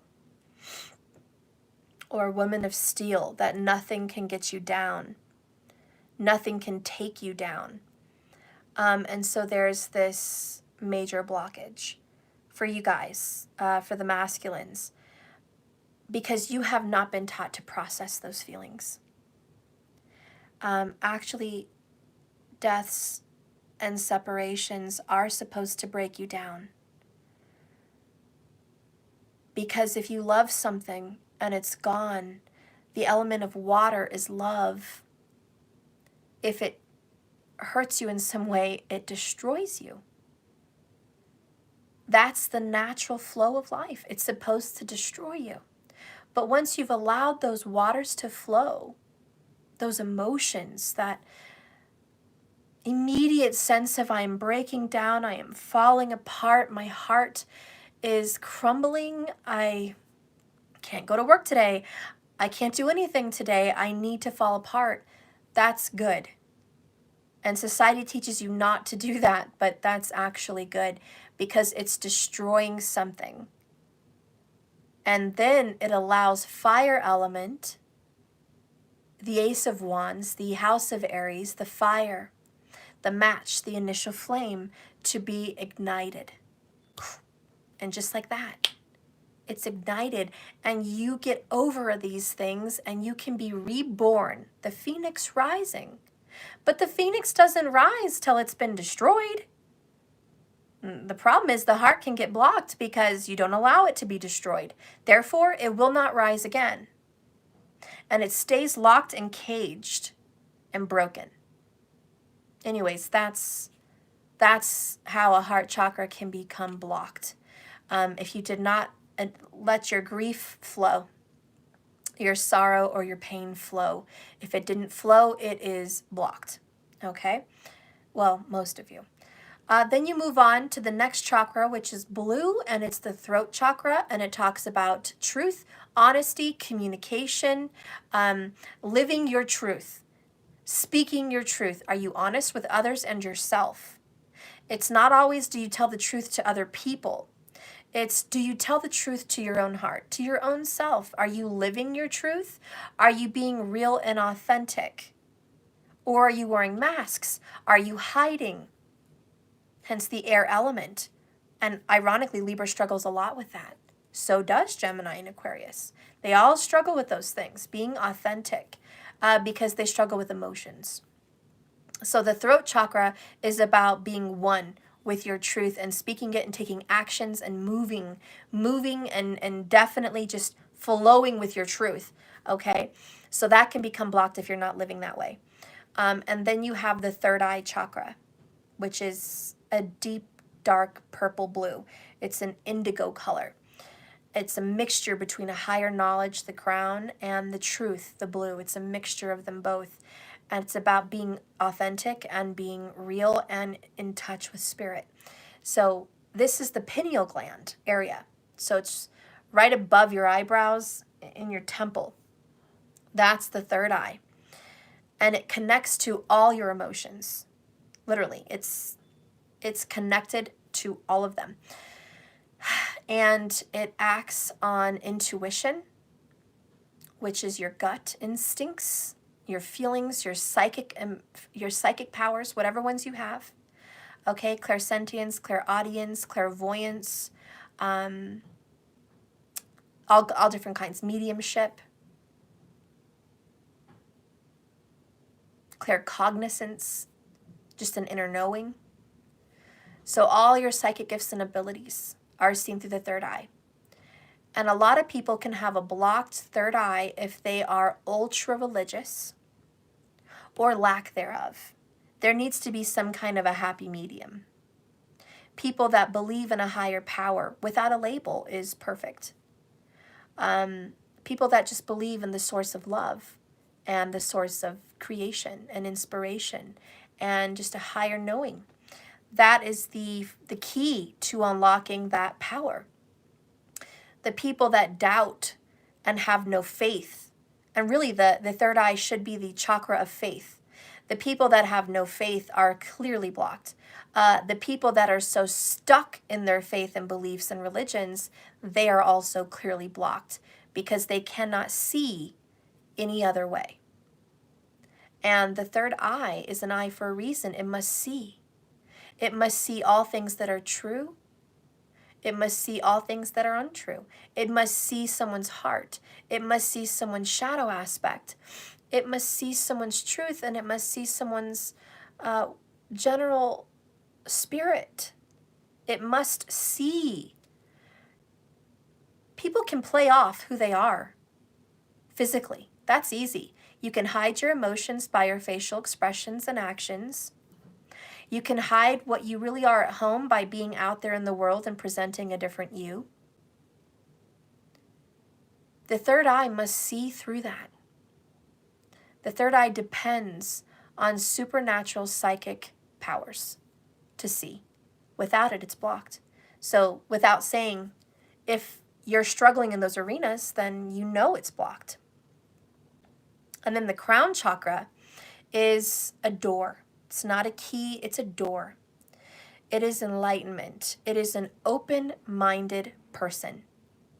That is of the simplest ways to explain that chakra. Are you an open-minded person, or are you struggling by being stuck in a belief? Are you stuck being red or blue? Are you stuck being, a rigid, firm believer of strict reality? Or are you stuck on being way too loosey-goosey? No rules, no regulations, just free-flowing hippie. Either one of those are blocked. Even the free-flowing hippie, they're blocked because they do not see the balance. It's good to be open-minded, but it's not good to be a revolving door, to let every and anything enter. There has to be borders, discretion, using your intuition, the third eye. There must be a sense of direction, which the third eye is like a compass, along with the heart is a compass. There needs to be some discretion there with the crown. You can't let everything enter your spirit. Imagine all the evil and the darkness if you allowed everything to enter your spirit. You have to monitor that. So it is being open-minded, for sure. But it's also having boundaries and standards. So think of it as the crown, which it is the crown, which is the royal seat of your spirit. The crown is what makes you who you are, and it gives you authority and glory over all the things that want to tear you down in this world. It's a freedom. It's a gateway. It's a way where you can escape this reality and go to another reality. Through meditation, through dreams, the subconscious. That's the crown, okay? So it is a doorway to leave these reality things and go elsewhere. You can travel to and from. It's also a place where you can have fantasy, big ideas, big dreams. The crown is about manifestation. Think of it as light bulb right above your head, a little light bulb. That is the crown. Ideas and transformation and flowing thoughts happen in the crown. It must be open, but there does need to be some harnessing on that, but it must be open. So again, I say if it's blocked, you'll know because you have a lack of ideas. You have blocks in writing, in living, in career, in creativity, art. You will have blocks. So if you ever feel stumped and you just can't get past barriers, meditate, breathe, go through those chakras, unlock them, and flow. If your body spiritually is flowing, you're going to feel great. You're really just going to feel great. So anyways, I don't know where we got off on a tangent with all of that. I guess I was just talking about your blockages, masculine, and how this shadow aspect and this devil became these addictions karmically in your karmic contract, and how this presented itself in your life in the first place. So I'm just trying to help you clear your karma, and your DNA is activated by spiritual energy and vibrations. So the only way to clear your DNA is to do these kinds of work, clearing your chakras, paying attention to them, pushing energy into those chakra areas of yourself. Push them in, pull out those negative energies. You need to use your crown to do it. You need to use your imagination, your fantasy, your spirituality. You need to use your third eye. You have to see these energies without physically seeing them. You need to know they're there. You need to feel them. Hello, clairsentience, third eye. This is why it's important to have these things unlocked. If you don't have your chakras unlocked, you are locked in a prison on this earth, in your body, and your spirit is not free to leave. And when you die and you come back, you're going to relive this like a prison with shackles until you listen with your third eye, until you listen with your heart, until you listen and hear with your crown. Are you listening? Are you hearing? This is learning your path. This is possibly new information for the masculine. Possibly new information. And it is a struggle. It wouldn't be called trials and tribulations for no reason. Okay, so you're here, your Eight of Cups evolving, you're discovering yourself. Hopefully this has been an enlightenment. Queen of Swords, right? It's all about waking up. But again, pay attention to those telltale signs, masculine. Please, that you have this energy subconsciously and you keep sabotaging these connections. The common denominator is you. But spiritually, there is another common denominator, which is them, which is like attracts like, the law of attraction. You are attracting the same energy source in a different body with these different karmic soulmate individuals and your spiritual soulmate. So I'm sure your next question is going to be, well, what's the difference? What is the difference between the karmic contracted soulmate and my divine feminine, who's also connected to me karmically, soulmate? How do I tell the difference? How do I know one is the right one and one is the not? It depends on the person, to be honest. That is an individual situation, just as individual as a thumbprint or a fingerprint. Each situation has a layer of different energy. I would say, if I could put it in a nutshell, I would say the difference is the divine feminine loves, truly loves, unconditionally. Okay? Without borders, without barriers. The divine feminine's love is vast and deep like the ocean. Okay? The divine feminine doesn't need things from you to fulfill. Even if the divine feminine is going through a codependent cycle with you, the divine feminine is willing to learn, to grow, to heal, to still love through it all. Whereas the karmic soulmate, unfortunately, while in a relationship with you, would be stuck. Would be just something that was created to be toxic with you. Not that the karmic is toxic, because the karmic could be very untoxic to somebody else. But when you put them in combination with you, the karmic becomes toxic. It is a recipe for disaster. That's the difference between the divine feminine and the karmic here. The karmic will always end up in a low vibe. There's not healing. There's not growth. It just is what it is, and it always will be. It's a blueprint. The divine feminine is your other half, especially in a twin flame. But even in a soulmate, it's the other half. And he or she will grow and change with you. So there won't be a sense of stagnation and fixed and stuck and blueprint with the divine. That's the difference. So if you can see growth and changes, learning and blossoming with a divine, that is the one. It is the other that just stays stagnant. That proves to be a karmic situation, which is just a revolving door and a repetitious karmic cycle. And I hope I was clear on explaining that for you. Okay. I'm going to have to do a different feminine reading. This one's getting long. Sorry, guys. Feminine later.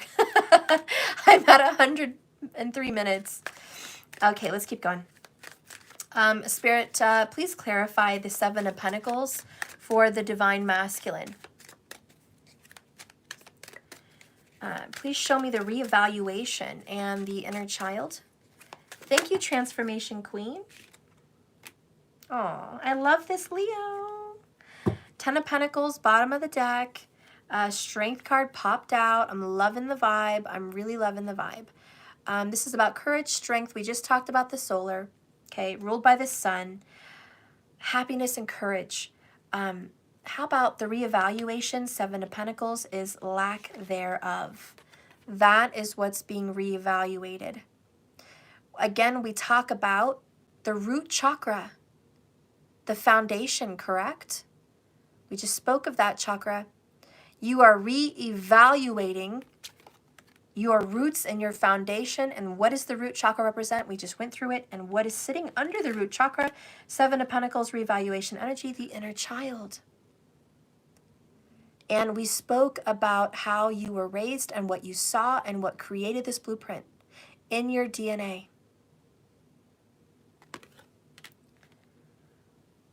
They did an experimentation. I know it's on rats, but I know it's true in humans. I do, because I just know. But they introduced rats to a cherry blossom. And every time the cherry blossom would get introduced to the rats, they would be shocked.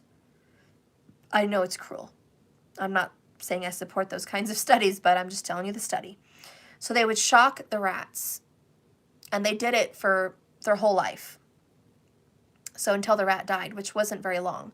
But the rats mated and they bred and they had rat babies.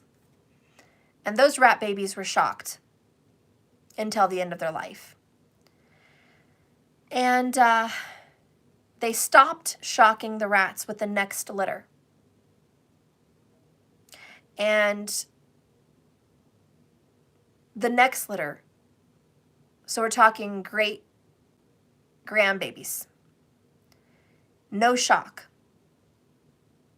They introduced cherry blossoms to the grandbabies and the great-grandbabies and the great-great-grandbabies of the rats. And do you know the grandbabies and the great-grandberries and the great-great-grandbabies, I said berries. Anyways, they were terrified of cherry blossoms. They had never seen or experienced the traumatic events of being shocked. They didn't witness any of their rat family being shocked, nor did they physically experience it themselves. And yet, when they were introduced to the cherry blossoms, the rats were terrified, riddled in fear. And how did they measure the fear? They were running away from the cherry blossoms, trying to escape. Every time they put a cherry blossom in the maze, the rat would go opposite direction. They would monitor their heart rate. The heart rate would go really fast for no reason.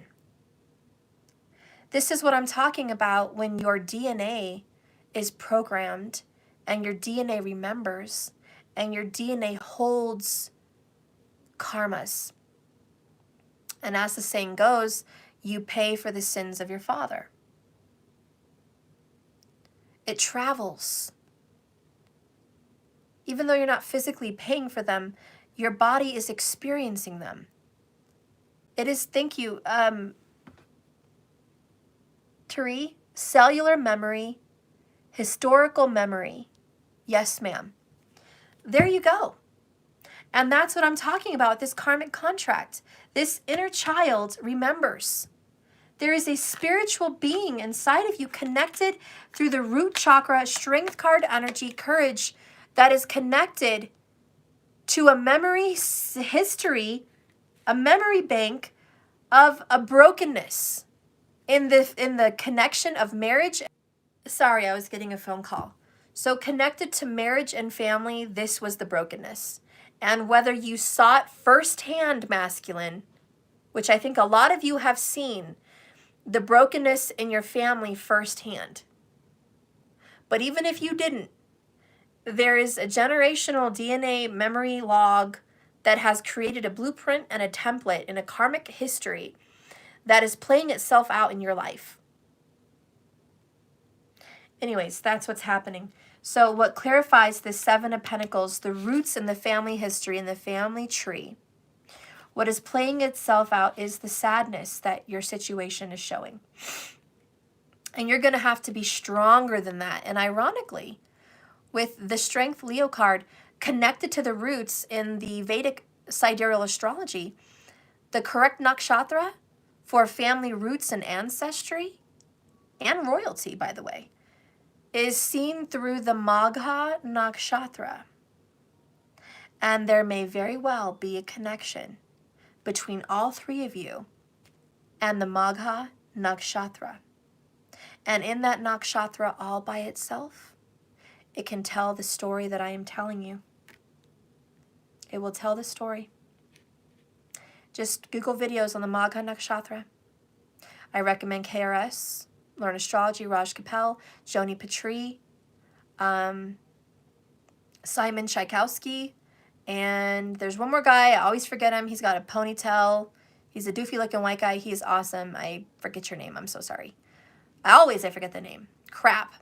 But the guy with the ponytail is actually the guy who created the website Vault of the Heavens. So, highly recommend him. Of course. I forgot his name though. Anyways, so we're talking about the family freaking tree. Sorry guys, Mercury retrograde. 10 of Pentacles represents what? The family tree. Okay? We're talking about your last name, your grandparents, your great-grandparents, traditions, values, beliefs, cultures, inheritance, real estate inheritance. All of that has to do with marriage. Hello, marriage. And the union and the sharing of a home and a family. It talks about the connection to your grandparents and your mom and your dad and your brothers and sisters and your children and what you're going to leave behind for your children. So again, the 10 of Pentacles talks about marriage and the family tree. We're all connected here. Inner child, 10 of Pentacles, strength, and 7 of Pentacles reevaluation. All of them is connected. All of them. So what's going on in your situation? You're having to take a good hard look at your belief system. You're having to take a good hard look courageously with the heart of a lion to look at what in the hell is going on. What were you raised with? What do you believe in? Are you willing to break it? Are you willing to break this together? You and your divine feminine strength card. Are you guys willing to break these karmic ties? It's going to be hard. It's going to take all you got. All you got. It's going to take a deep inner reevaluation. It's going to take deep inner healing. It's going to take courage to step outside of your comfort zone. Oh, it's going to take a lot. I think you guys have what it takes. Bottom of the deck, 6 of Cups, your past. There's the Archangel guiding you guys. Ready to help you come back together. There's always a link. Spirit, please clarify the 5 of Wands for the Divine Masculine. Okay, I got a message I have to share with you before I can move on because it came to me. This is a row of what's been happening for the Divine Masculine. You started out in this relationship, this karmic relationship, again, repetition like you always start out, happy and in love. Then it led to 3 of Swords, heartbreak and betrayal, cheating, trickery, pain and separation and back together again, and just drama, okay, drama and pain. That's what it led to. Then it led to codependency, which is the Devil card. So you guys stuck it out. You stuck it together. You dealt with your dramas and you got addicted and you were obsessed and you guys were trapped in this karmic relationship. And it was painful and it was difficult, yet you stayed there anyways in despair. And you've been dealing with ups and downs, depression and dark night of the soul, but mostly depression is what you've been up and down with. You've also suffered financially. The devil has taken that coin. The devil has affected you financially. Anyways, then you went into the 7 of Pentacles vibration, which is the reevaluation of all of this connection. Again, and this is the habit and the cycle. You always do this. You start out happy, it gets shitty, and then you get stuck, and then you reevaluate. You've been struggling, 5 of Wands, back and forth to leave this connection that you're currently in, this karmic connection. But due to COVID, you've decided to stay because there's been a financial element to the home. And somebody was contributing pentacles to keep this home afloat during a very difficult time. So you've chosen to stay there against your inner child and your gut instincts and your normal cycle and pattern, which is to leave. You decided to stay and try to stick it out so you could break this karmic pattern and be in a happy relationship and make it work this time. So you've been growing up and you've been trying to be responsible, and you have been growing, which is a really good thing, 7 of Pentacles. But this isn't going to last because the relationship isn't growing. It's not healing and it's not changing. The relationship with the karmic is going to end up in a 5 of Pentacles separation, Queen of Swords separation. The inner child, the man and the woman walking away from each other. That's what it's going to lead to. So right now, this karmic relationship is serving its purpose. It's helping you financially. It's helping you grow up, 10 of Pentacles, strength. This karmic relationship is doing its job. It's helping you mature and have the desire to stick things out. But it's still going to lead to a rebirth of you and your divine feminine. So this 4 of Wands, this relationship is up in the air. And it's not going to last. The helium and the energy of this house flying is only going to last so long. Yes, it's impressive that it's flying at all. In fact, it's impressive that your karmic relationship is staying afloat at all. It's impressive. And you're actually doing a good job, even though you're in the fire. But it will end.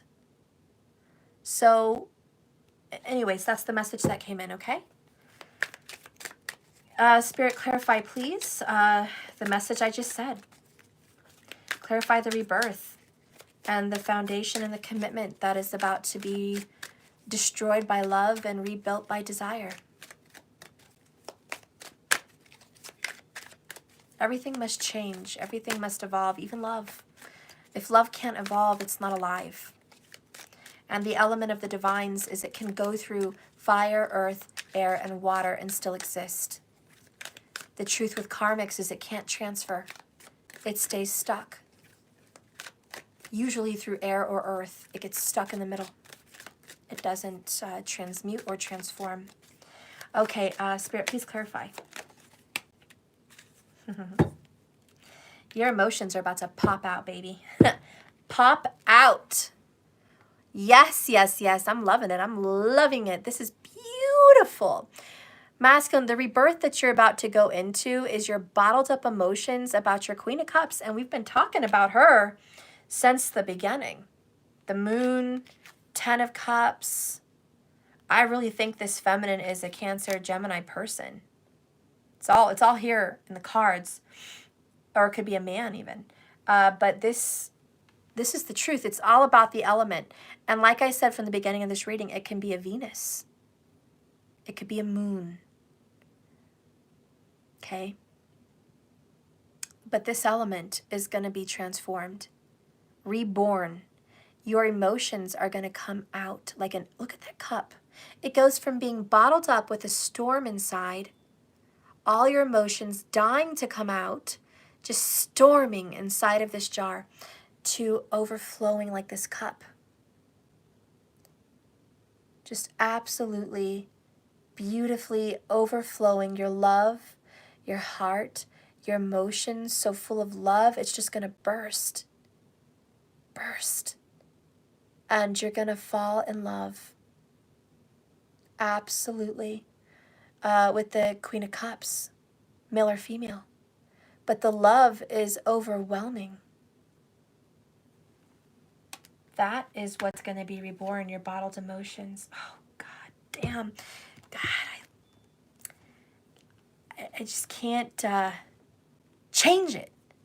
We've got the King of Wands. Literally the Magha Nakshatra we've been talking about. Leo. Knight of Swords. Talk about moving in action by your heart.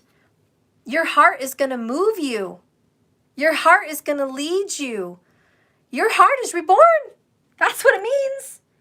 That's what it means. Ladies and gentlemen, that's what it means. You are being led to a reborn heart. Talk about the heart chakra being unblocked. The flow is coming. The breakthrough is coming. Get ready. Are you ready, masculine? It is on the way. It's beautiful. You're going to love it. You're going to be so happy. You really are. You're going to be a much happier person. This is so good. My heart's feeling good. I think that's what's going to lead to the reconciliation between you and this divine feminine. I haven't even gotten her side or his, okay? I haven't even gotten the feminine side yet, but this is what's happening, guys. This is what's happening after the broken promise. After the broken promise, this masculine is clearly in a relationship of sorts. Karmic for sure. Karmic by nature. And they're going through it. They're going through the motions. They're growing up. Give it some time. Seven of Pentacles. Be patient. They are reevaluating. And inevitably, okay? Inevitably, it will not work because it's only going to stay afloat for so long. Spirit, give me a message for the divine masculine. We got happiness here. I want 3 of them. Spirit, please give me 3 cards. Whoops. Okay, show me the masculine's energy. Show me the masculine's energy. This is a beautiful rebirth. Show me. Show me an element of the outcome for the divine masculine. Happiness, the little things that count. We got deep. You know, it's weird. We just got this the other day. Both of these cards. Well, I don't know if I got happiness. Happiness and deep, profound feelings and memories are going to be coming to the surface. Look at all that deep purple. Look at that. This is really profound for sure. Your feelings are going to come to the surface like you've never felt in your life. And it's another number 4. I think I feel your heart transforming as I'm reading this. That 3 swords, the heartache is healing.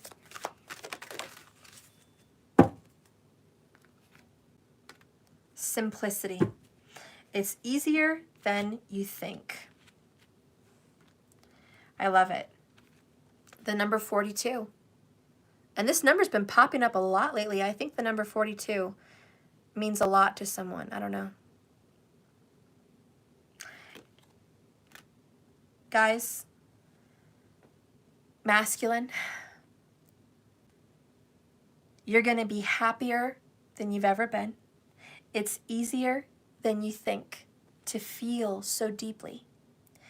You're going to have a choice to make. Mind versus heart, feeling torn. You're absolutely going to have a choice, but you're going to have to trust your heart. Okay, because this is a split energy. It's a very difficult decision that you're going to have to come upon. I'm not saying it's going to be easy, but I'm saying it's going to be easier than you think. That's the key, easier than you think to do this. Spirit, show me what's going to be revealed in these deep emotions for the divine masculine. What is going to be revealed? You deserve love. You are lovable. Okay, this is beautiful. You're being guided. You are absolutely deserving of it. Bottom of the deck here is children. Your love life is affected by children. And for a lot of you, it's just your inner child. What you saw, what you experienced, the karma that I spoke of, I think that that's going to come to the forefront for you. I think it's going to make sense. I think it's going to resonate with you. I think it's going to be solid. And I think you're going to realize that it has been a blueprint and you're willing to break it. I think that's what you're willing to do. And for those of you that want to reconnect with somebody with children, well, that's in the cards. We also have forgiving and learning. As you release and heal the past, you experience more love in your present moments. And that's the new energy that you're going to break into. Let's get one more.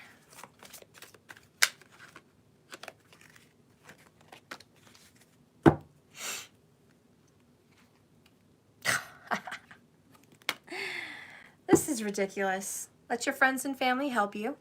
Okay, you're not alone. But look what you got. Reconciliation. And my clock just started chiming, not that it matters.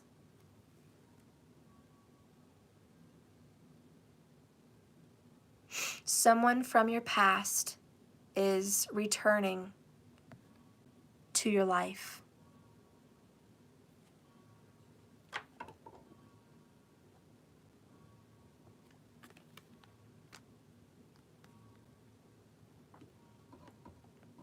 God, the clock chiming just gives me chills. Masculine, you've gotten it twice. You've gotten it twice. I don't know how to say this except get prepared. Get ready. You are going to be reconciling with your Queen of Cups. You are going to be reconciling with your Ten of Cups. Heartfelt happiness. It's going to return. You are in the process of being healed. That's the process you're in. Healing. That's what you're cultivating. Divine Masculine, give me a message from your heart. Tell me what you want to say about this reconciliation and this situation. If there's a message that you could tell your Divine Feminine, what would it be? What would it be? What would be your words? What is it you would tell?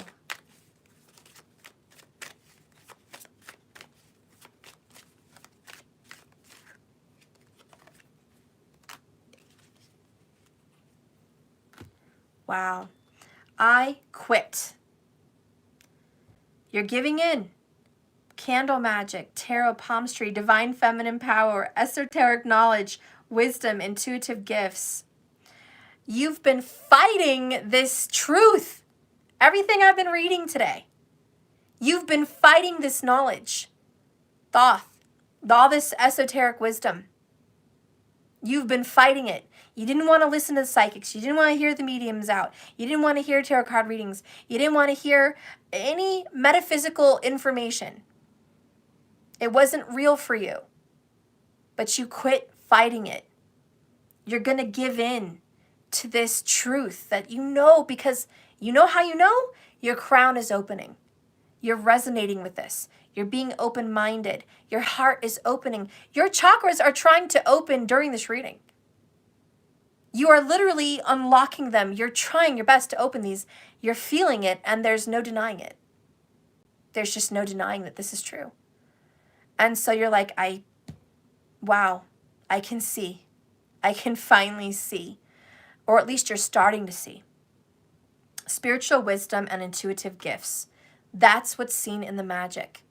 And like magic, your heart is changing.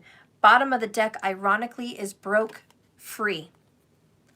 Karmic cycles and drama over. And doesn't it feel good? Doesn't that freaking feel amazing? Right? Yell it, sing it. I mean, this is true freedom. You're literally taking the shackles off of your hands from your freaking karma that has left you locked as a prisoner here on this earth century after century, reliving this shit. And finally, at a decent age, you get it. And you're able to work with this and move on. That is finally the magic. It is finally breaking free. Karmic cycles and drama over. Someone is transforming, this is what I'm hearing, from a Capricorn energy into a Sagittarius, whatever that means. It's almost like somebody's awakening from a tropical Capricorn birth chart and reawakening into a Vedic sidereal detail D9, and they're seeing Sagittarius in there. It's like revelation. Oh my God. Sagittarius. It's breaking free. The devil no longer has a hold on you. Breaking free. The fence is gone. You are riding like a horse, vibrant and free with your hair in the wind. Okay? That's what you want to say. This was a very good message for you. It was an enlightening message for you. It did something for you. It changed your heart, it changed your mind, and it unlocked some things inside of you that have been hidden, and it's touched some things that have been broken. And now you have some keys here to start working on healing a little bit faster. Okay, let's get another card. Masculine, how do you feel? Whew. How do you feel? I know it's weird, but I'm hearing, and the king fell in love with his queen. That's, I don't know what that means. That's what I heard. And the king fell in love with his queen. We have down here miscommunication. So I think you're still kind of having a hard time understanding what I'm saying. Maybe it's like I'm speaking another language. It's still kind of hard to understand all these things, and you're trying to make sense of it. You want to say that at the bottom of everything, there's just been misunderstandings between you and life, between you and your divine feminine. There's just been a lot of misunderstandings. Where you saw a 6, she saw a 9, or vice versa. And you just, bottom of the deck there, it's just like that's the gist of our issues. The other things that are coming alive inside of you is transcendence. Look at this. She's awakening. That is transcendence. You feel transcending right now. You are going higher and higher into yourself. You're awakening from an insecure, reserved, stuck, karmic individual and transcending into a free individual. You are awakening. And the other number here is 7. It's Lilith, goddess of power. Lilith is freeing you. She has a snake around her, which represents wisdom. And it's like you've taken a bite out of the apple, and it feels a little dark and a little scary, like you're getting into something evil or you're getting into something dark, but really it's just the truth. It's not dark or evil, it's just honesty. Your throat chakra is opening. You're seeing things for what they are. You're shedding your skin like a snake. And you're evolving. You're evolving here, and that's what that really represents. What? Do you know why I'm mad? Why? Because I keep hurting myself. I hurt myself every day. I got mad because I can't play a mug and it's too hard, so I just want to swim it. Oh. And now that made me angry. Oh, come here. I want to swim you game. Don't do that. It made me angry when I swam that. I know. I keep dying and I keep getting angry. I know. And I want a drink. Okay. I love you. It's okay. You know what that is? What? It's an annoying, stupid thing called Mercury retrograde. And it's not going to last forever. Drink. I want a drink. Okay. Mercury retrograde makes everyone trip and fall and bang their fingers, and their technology gets messed up, and they can't get their words right, and it's super frustrating. So it's not you, you're not the only one. Isn't this sweet tea or drink? No. Do you want your little juice pack? No. Here. I don't want tea. I don't do. Let's go make a choose one. I don't want that. Okay. You want apple juice in a bottle? No. Okay. I just thought you might want to take a nap with apple juice. But okay. I want that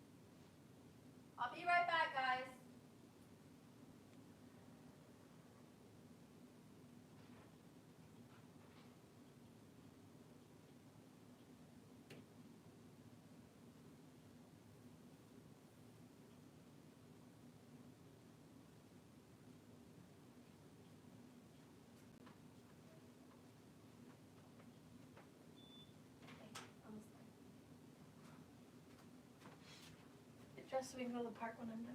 I am dressed. Okay. Come on. Yeah.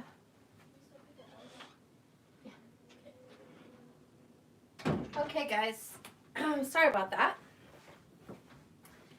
He's having a frustrated Mercury retrograde day. Let's continue. Almost done here. I know it's been a long reading for you. It's been 2 hours. I'm trying to hurry up. Let's go ahead.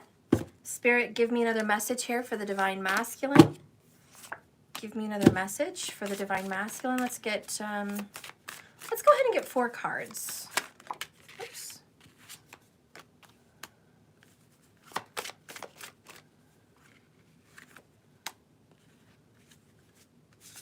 These two want to pop up. Gifts and passion. Look what else popped up. I gotta take it. Past life was under there. Whoops. This passion that you've had with your Divine Feminine, for most of you, has definitely been the resonance of a twin flame relationship. And it's a beautiful soul connection that it's inescapable. It may feel like a nightmare or a curse, but it's actually a gift. And loving them happens when you love yourself. You guys are entering into a place where you're going to love yourself. You're going to love yourself like you have never loved your effing self before. Do you get it? The same way this man is hugging that feminine, that's him hugging and loving his feminine side, his self. Once you embrace yourself that same way, this twin flame is going to pop back up. Lesson learned. And you guys are going to have a divine and beautiful reconciliation. And that's the gift.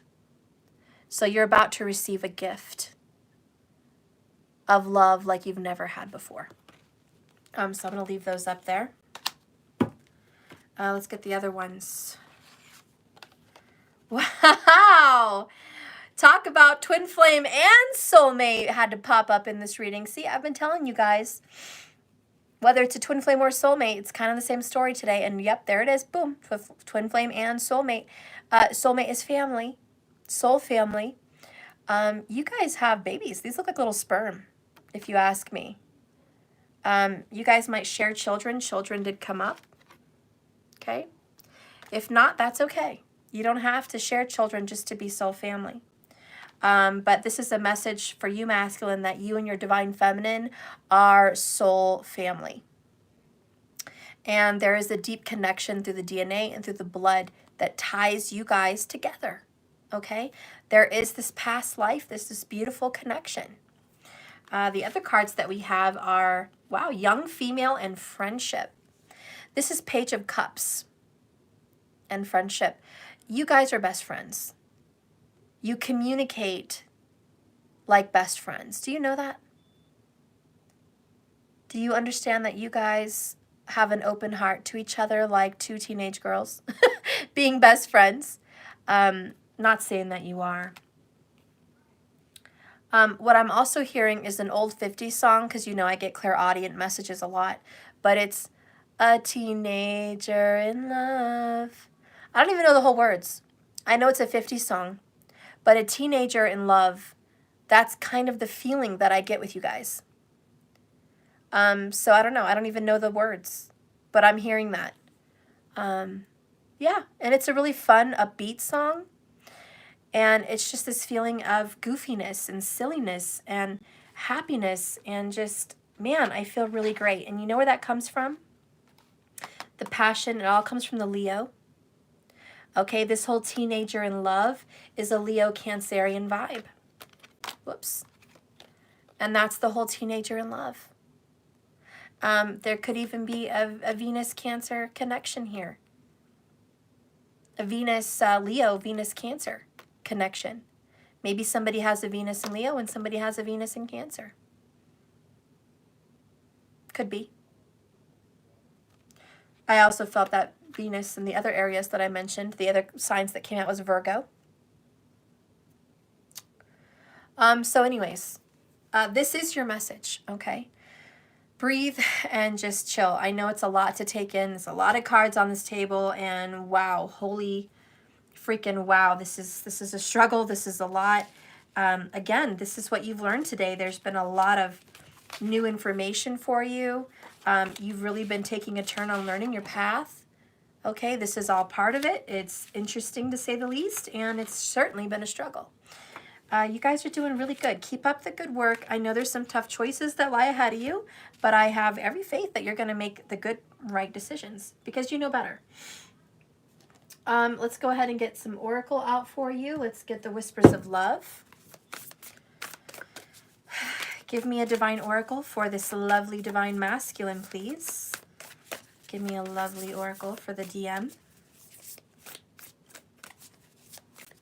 Show me the DM. Give me a message for the DM.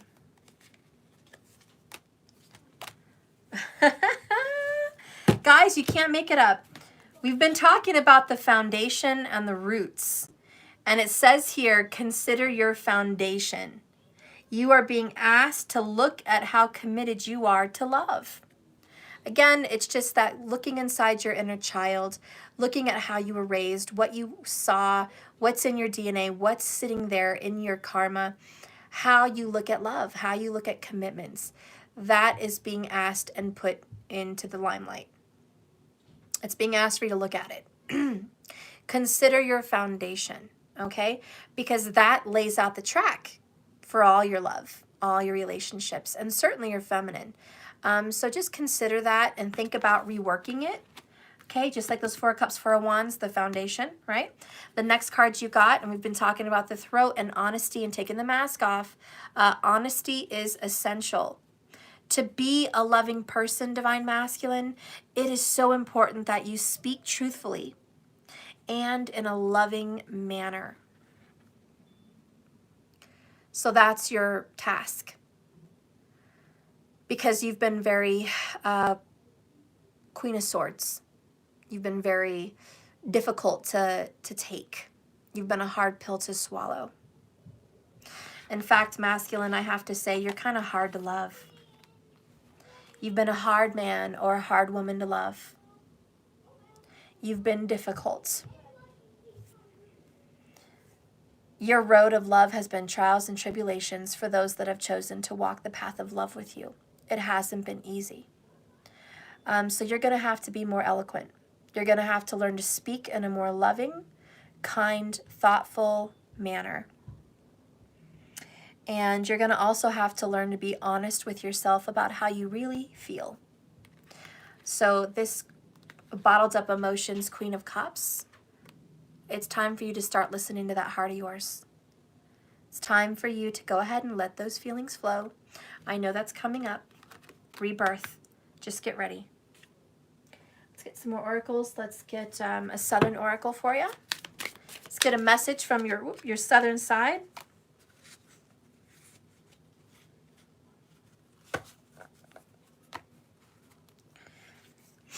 Bottom of the deck, it's a blowing up a storm. Tower moments are coming. Strong momentum. Sudden changes. Necessary shakeup, my love. Necessary. Transformation is also seen, as is hope. And in case you guys were wondering about that star card at the bottom of the deck earlier with the 5 of Pentacles, that star card at the bottom of the deck means you are back and forth between feeling hope and hopelessness. Happy and unhappy. It's just a momentum of depression. You're coming out of that. This is going to change.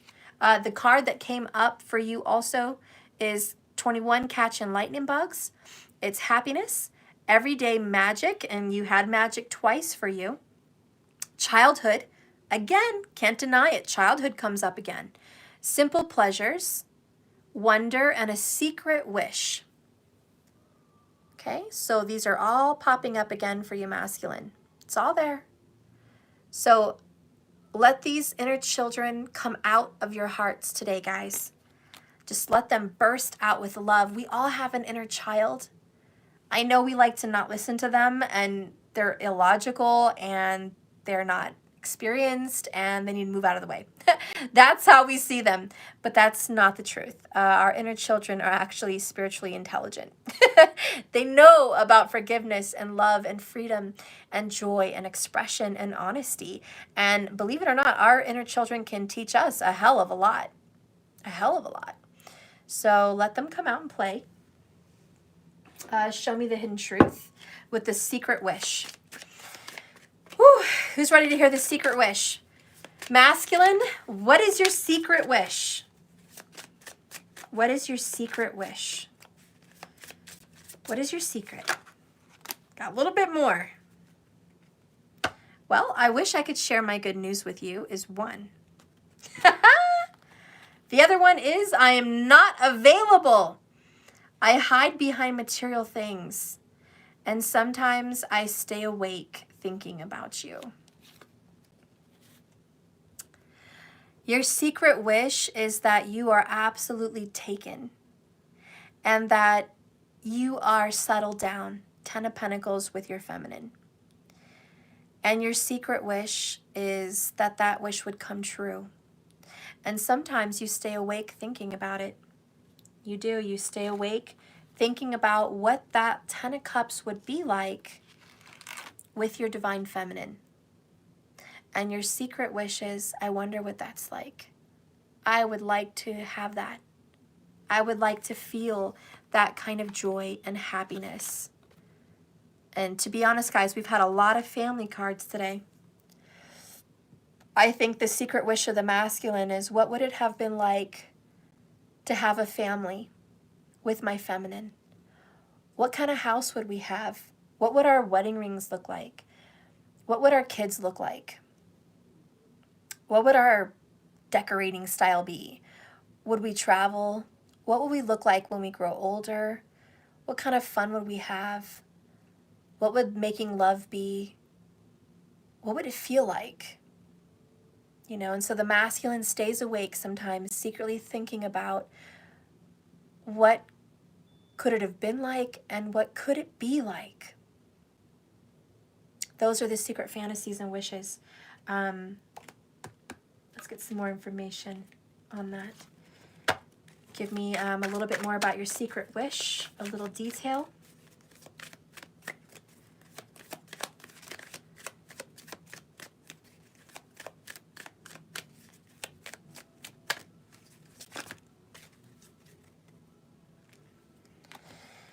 A secret detail is, I want to fix this.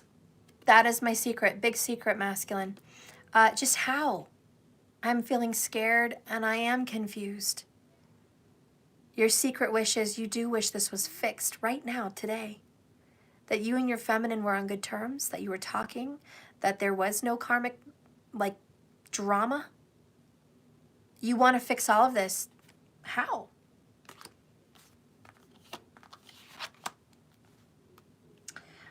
You're also feeling the pain now. I regret everything. Karma came hard. Holding back, resistance, blockages, and obstruction. You're scared. You are scared.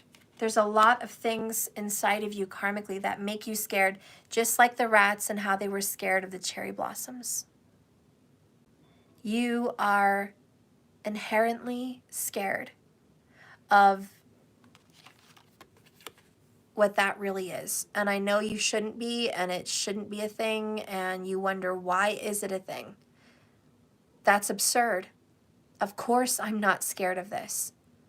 But every time it gets close, every time you're in it, that inherent fear, that karmic rebuking of it, that sabotage happens.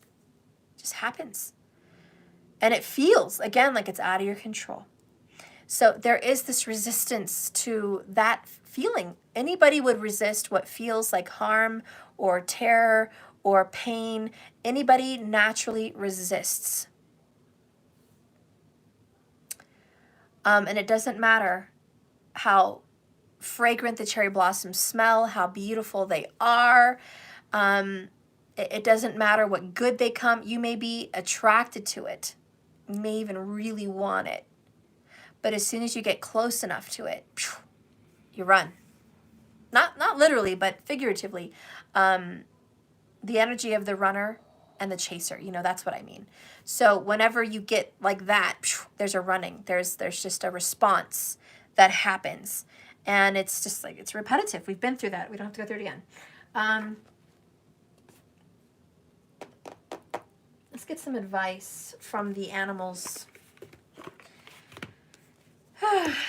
Beautiful animals, what advice do you have to give the masculine?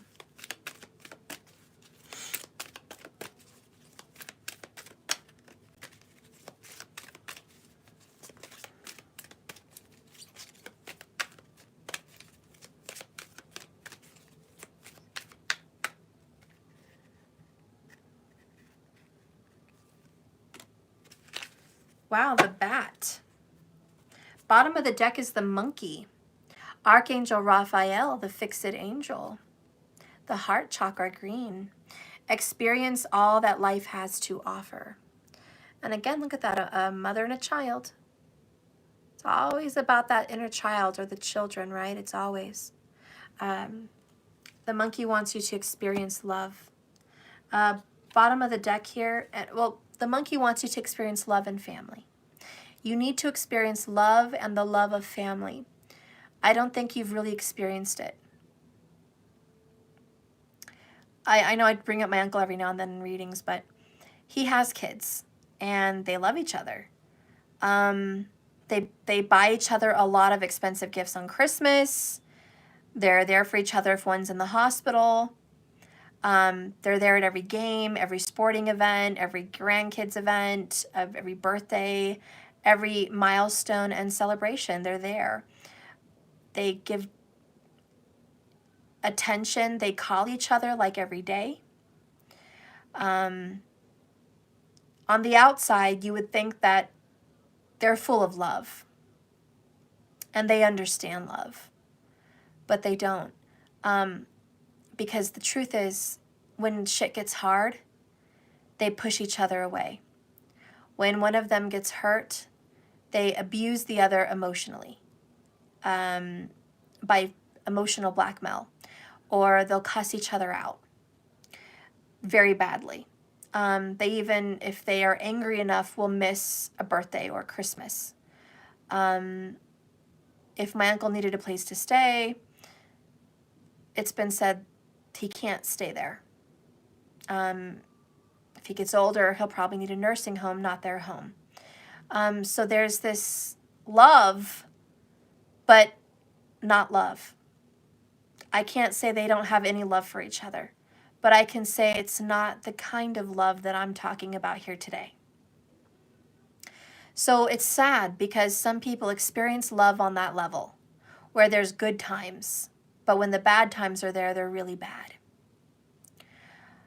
There's a lot of unforgiveness, and there's stress, and there's secrets, and there's words that are left unsaid, and there's resentments, and there's judgments in those relationships. And they're always there secretly at the bottom. And it doesn't get bubbled up to the surface until it's been triggered. But it's a very unhealed and unhealthy connection. So masculine, I kind of feel like you have that kind of a connection. You may have love on some sense, on some level. You may have love of a family. But I think it's an unhealthy family. I think the love that you've been feeling is very unreal and unhealthy. And the kind of love that you have not experienced is unconditional, is affectionate. Hugs and kisses, deep hugs and kisses, not kiss on the cheek, nice to see you, or a little pat, half hug, but real hugs. Like, God, I missed you. God, I love you. So proud of you. Love that is deep to the core of the soul. Love that no matter where you go, I go. Whatever you need, I'll provide it. I'll always be there for you. Even in your darkest hours, I'll make it a point to be there if I can. From grandparents, parents, brothers, sisters, lovers, everything. The kind of deep family love that I don't think you've experienced. I don't know if I did a good job explaining that and comparing them. But I just don't think, masculine, that the kind of love you've had can add up.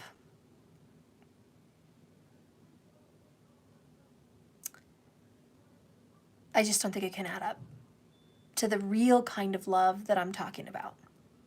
So I think it's sad. I think it is sad, and I think you'd never experienced it, and that's painful. I hope you do get a chance to experience that. The other one that came out for you was the bat. And it says, Dear Masculine, see through the illusion into truth. And by the way, this is all third eye. All throat chakra and third eye chakra. Okay? You're going to have to see through the bullshit. There's an illusion with the moon card. And you've been living your little illusion. 10 of Cups. Like I said, you've been having love, but not the kind of love that's deep and true. You've been living and loving an illusion. A karmic illusion. It's not what it seems. It's just not what it seems. The answers to the bats from you is you need to see through that shit. Star card. Cut to the chase. Get through the bullshit. See the truth of it all. Let's go ahead and read this for you.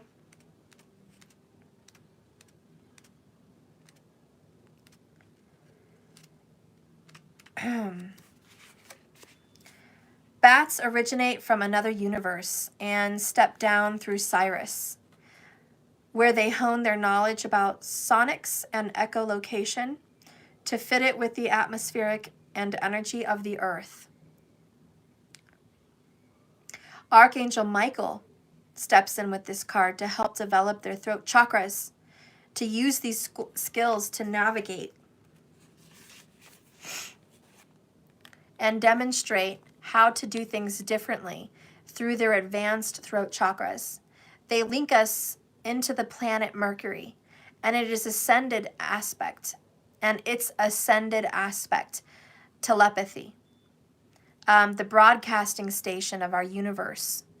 These highly evolved beings hold much cosmic wisdom, as well as divine feminine secrets.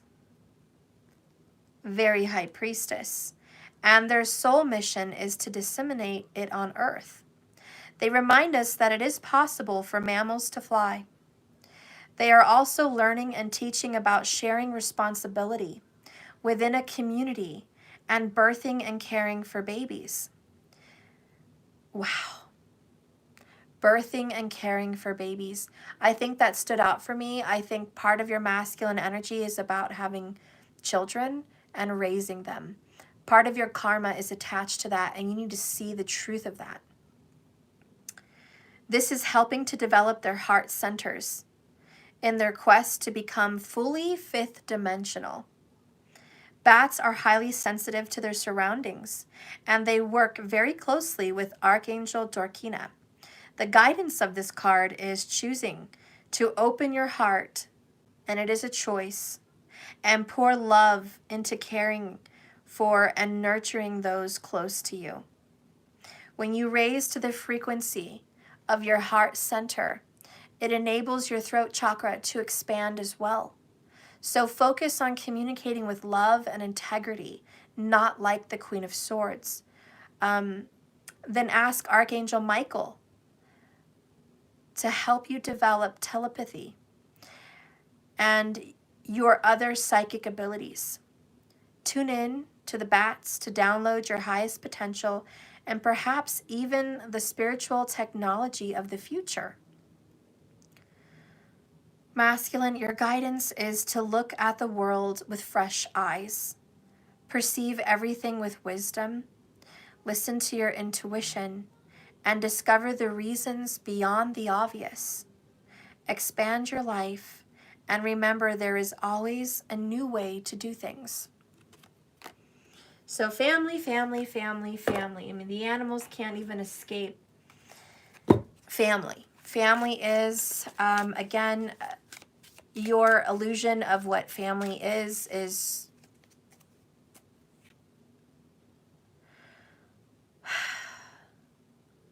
cloudy at best.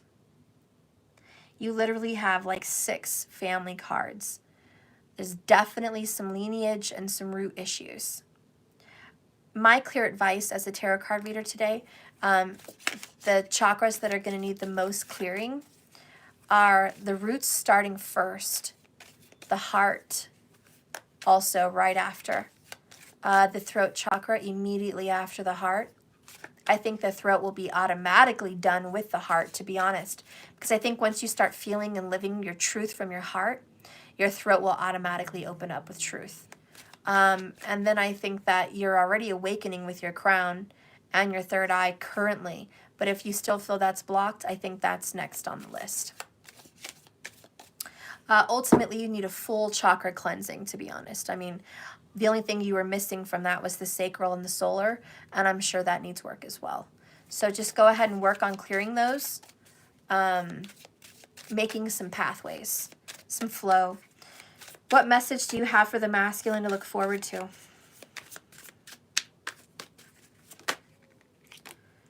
Talk about bottled up emotions, eh? Kind of the same picture, but just a little different. Love potion. Enamored. Bottled up heart. Again, bottom of the deck is party of 1. Singleness is what you're going to be looking forward to. Why are you going to be single soon? Because you need to. Because you're doing that emotional evolving. Okay? 8 of Cups. So you do have to look forward to walking away from a situation here soon. All right? You're going to step into a 9 energy, which is an ending, and a single kind of energy. So get ready to step into that because that is coming up. What message do you have for the masculine and the singleness that's coming up?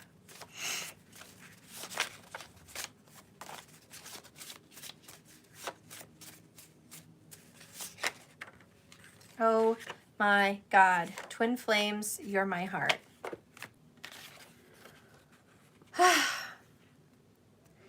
The real person that owns your heart is your twin flame. How many times do you have to see that one? Who gets that twice in one reading, right? Who? You guys do. Masculine does. So what does the twin flame mean? Well, it means that your soul is actually part of another soul. It didn't happen by accident. It was once one soul, but it was separated spiritually here on this earth.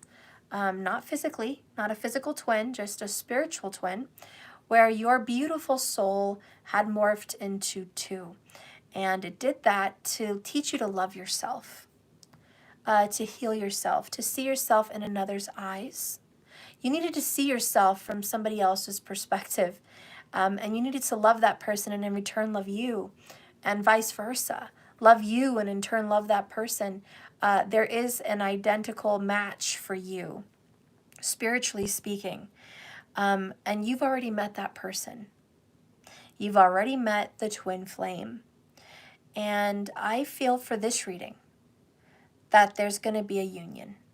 We've had reconciliation 2 times. I feel for you guys, you are going to have a coming together. Magic happens every day. And I think that you should know the storm is on its way to you. So get ready for that storm because this is a destiny. And I know that you're growing. I know that you're changing and you're learning. And I know that the current situation you're in is going to change. I'm going to just get some clarity for you, masculine, as I end this reading. What's going to happen in this karmic relationship? What's going to happen? Can you give the masculine a view from the future? The feminine, again, coming up as like an earth energy, which is Virgo and Leo. That was strong earlier for the karmic as well. Remember, you 3 are connected by karma. So watch from the beginning if you missed that. You're going to have a new beginning. This Queen of Wands that you're currently with, the other third-party karmic energy, is attractive, and you want to be there, but looks like 8 of Cups again. And we talked about you walking away, ending that relationship, having an ending. And didn't I say you were going to go into a 9 energy? I said that. You have a lot of 9s. The 9 energy is single and completing a cycle. Here we go with the Virgo. 9 energy, as I said. So you are going to step away and withdraw from this karmic relationship.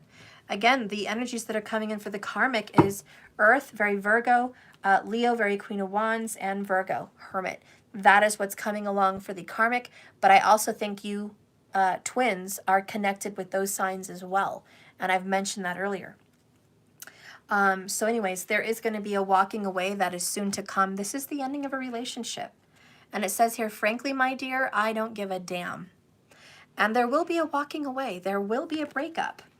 It's going to happen quickly because someone's going to desire to get the hell out of there and have a new beginning.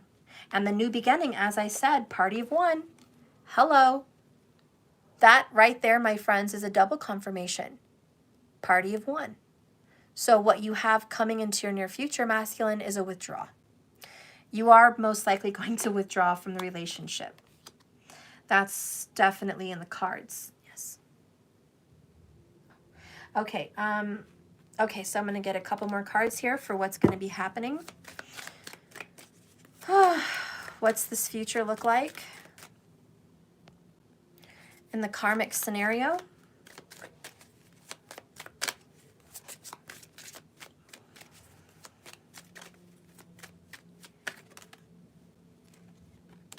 Vulnerable, feeling out of control, scared, unknown energy. That's all that Hermit. You're going to have to go hide in your shell like a hermit crab because once you're vulnerable from another broken relationship, you are going to be sensitive, irritable. You're going to be a little bit broken. There's going to be some insecurities for sure rising to the surface again, and it's going to be a hard situation to deal with, but with that Strength card, I know you can face it. The other thing that's going to happen is the karmic is going to find out the truth. Okay, that's what's going to find out. And what is this truth? I'm seeing the truth. The truth is you're seeing the truth. The truth is what your karmic is going to find out is that you woke up to the magic. You woke up to your soul journey. You woke up to your path, and you woke up to your twin flame. And your love has come alive for yourself and for your twin. And the karmic will find out that truth. That is going to come up. Give me one more, please.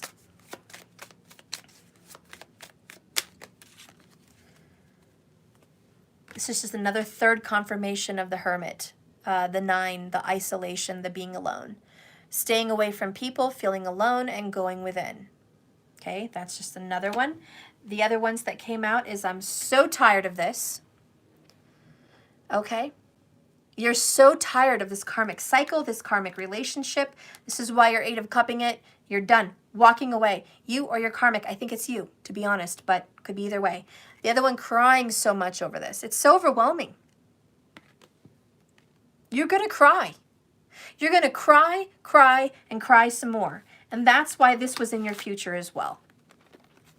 Because all of your bottled up emotions are going to come to the surface. Your regrets, your past, your desires, your wants, your resentments, your anger, your pain, your truth, your parents, your raising, your heart, everything. That storm raging inside of that bottle, boom, exploded with this storm. You will be crying after this. Not just over the breakup of the karmic, but over the awakening and the seeing of the truth. That, my friend, is going to be a lot of those tears. Bottom of the deck, I'm going to leave that there with this deck. I cut them off, ending relationships. And again, there's a Cancer involved. Chariot energy. Victory. Finally making success. Progress. Doors opening. Cancer.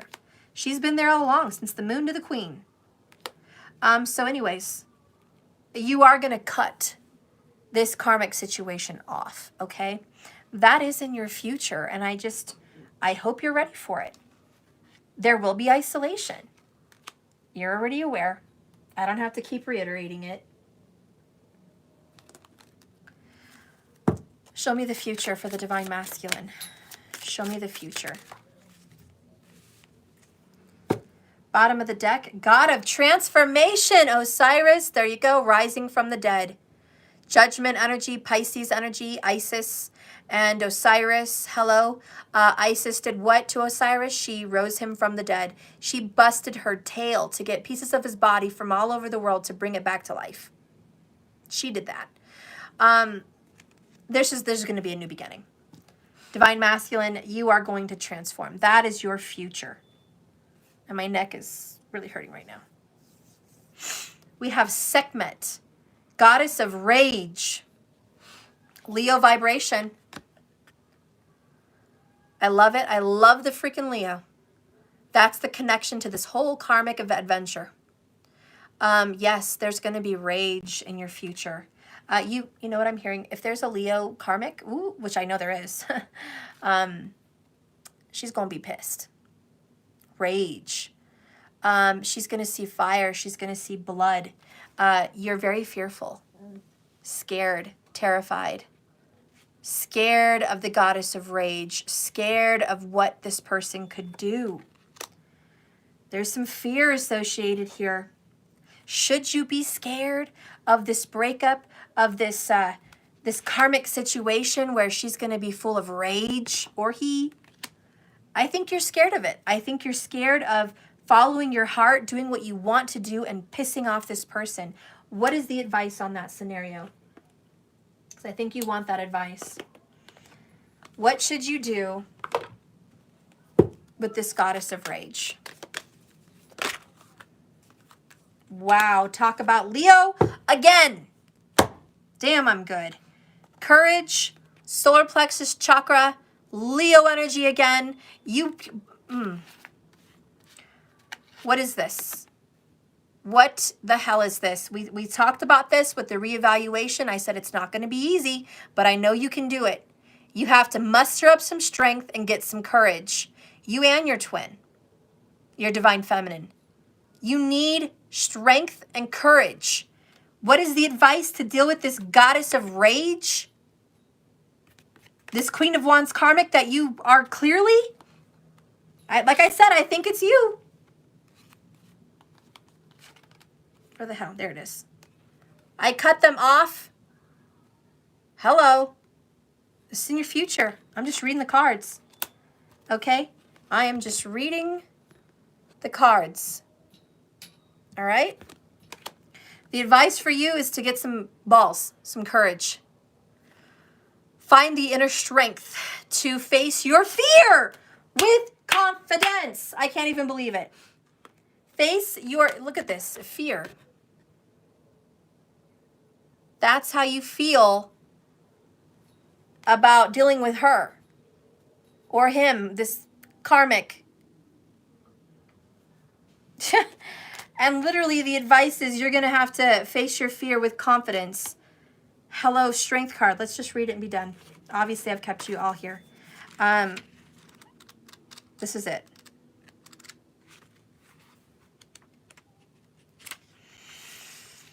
Are you ready, masculine? Strong Leo placements today. This whole flippin' reading, it's crazy.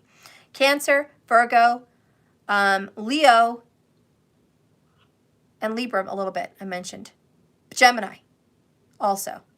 Anyways, Leo was like the loudest. Let's keep going. You need to find and remind yourself that part of the challenge of being a soul is learning to honor your own power by listening to your inner voice and following its advice, your heart. You are acknowledging the perfection of your intuition. Fear, the moon card, is only an illusion. And obstacles are great opportunities.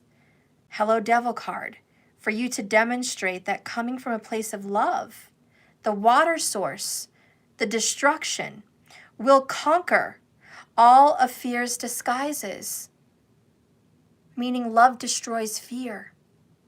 And if you are following your heart with love, led to love, through love, by love, then you will win. Perhaps you're changing your relationship or exiting a relationship, which I know is your story. This test has been put before you because it is an opportunity to prove to yourself that you, masculine, and only you, can make the correct decision by not taking that step forward, by taking a stand, by ending this relationship, that you may find yourself in a place of power. And if you do not take this next step into loving yourself, into completion, into the 9 energy, into your singleness and self-love and evolution, if you don't make that step and face the goddess of rage and deal with your fear, you will be 2 steps back. You will have to face the same obstacle, the same spirit goddess of rage again and again and again, and the next lifetime again and again. You will have to face. There's your answer. If you don't deal with this now and you don't have the courage to leave, you're going to have to come back. In some sense, if you stay, you're going to revisit this. This scenario is going to pop up next year, next month, whatever. It's going to pop up again. This scenario is going to be here. It's not going anywhere. And if next year or 10 years down the road, you still want to deal with this, it's always going to be there. It's going to be toxic. It's going to be negative. It's going to be painful. It's going to be devil card, okay? It's going to be that until you have the courage to stand up for yourself and deal and heal and reunite and reconcile. I just think you should know that. I just think that you should know avoiding this because of fear is not the answer. Bottling up your emotions is not the answer. I just think you should know that. There's a brighter day. There's another path. There's another life. There's a whole nother happiness out there for you. There's fulfillment and peace and joy and completion in a really healthy life if you want to be courageous enough to deal with this. Now, part of your challenge is not to just leave the karmic relationship. That's definitely the physical act. But the part that needs your courage is clearing your karmic debt, clearing your karmic patterns, healing your karma, which is the only way to heal it is to get it out of your DNA and learn your lesson, right? Learn this path. That's how you get out of it. It's a completion. It's not that you get out of a jail-free card. It's that you complete your journey with that your karma is completed. You can complete your karma now. You can complete it in 10 years. You can complete it next lifetime if you want. But until it's completed, there will be karmic suffering because karma is like debt. Who here doesn't want to live debt-free? I don't think there's any hands. My question was, who here doesn't want to live debt-free? Because I think everybody here wants to live debt-free. Everyone wants to live debt-free. No one wants to have debt. And would you rather clear your debt in 10 years or today? I think we all want to clear our debt today. So you need to use your intuition for sure. And really the advice for the masculine is the heart. This is going to lead you. So if you want to watch another reading that can help you through your heart energy, I just did a heart reading the other day. It's 2 hours. It's What Does Their Heart Say? It's got a picture of a rose on it. So you're willing to watch that. It's not 4 hours. It's just 2. I did personals after that. Anyways, guys, this is your reading, Divine Masculine. Get ready. You're going to need some courage. I think you can do it. I really do. Good luck cutting off this this karma. Good luck getting this out of your system. I'll give you one last oracle here. To what can you what's a message from Spirit? Financial matters are important. You should pay attention to them. They've been there since the beginning. Pay attention to your career. Build up your career. Get rid of your debt. Okay, pay attention to the physical things. And there is forever love. Forever love is on the horizon for you.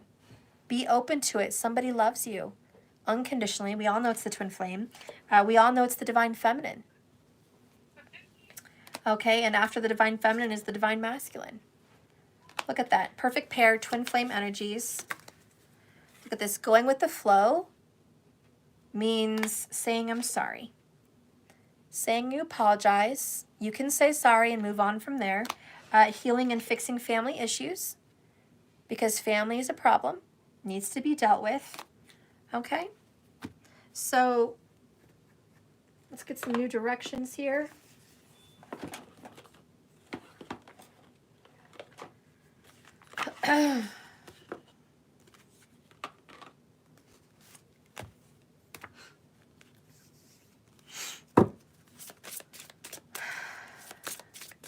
What direction is the masculine going in now? What advice can you give, Spirit? What do you want to tell the masculine about their heart?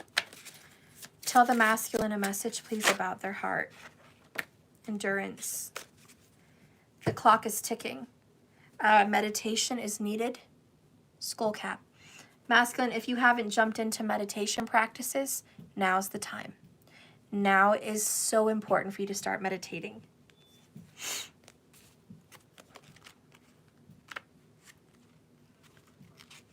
Okay, so here's number 18. And look at that, the roots. Okay, masculine, keep going and do not give up. You may find that a new path is opening before you, which is great. But it will seem very long and perhaps even more challenging than you really would like. You are being asked to take a bit of a leap of faith with something. The Fool card. But the outcome will be in your favor. Believe in yourself and your abilities, because doubt is the only thing that is holding your plans and possibilities hostage and holding them back. You may find additional study and gathering new information or education in a spiritual form, in any form, can help you improve your situation. Most importantly, a commitment must be made.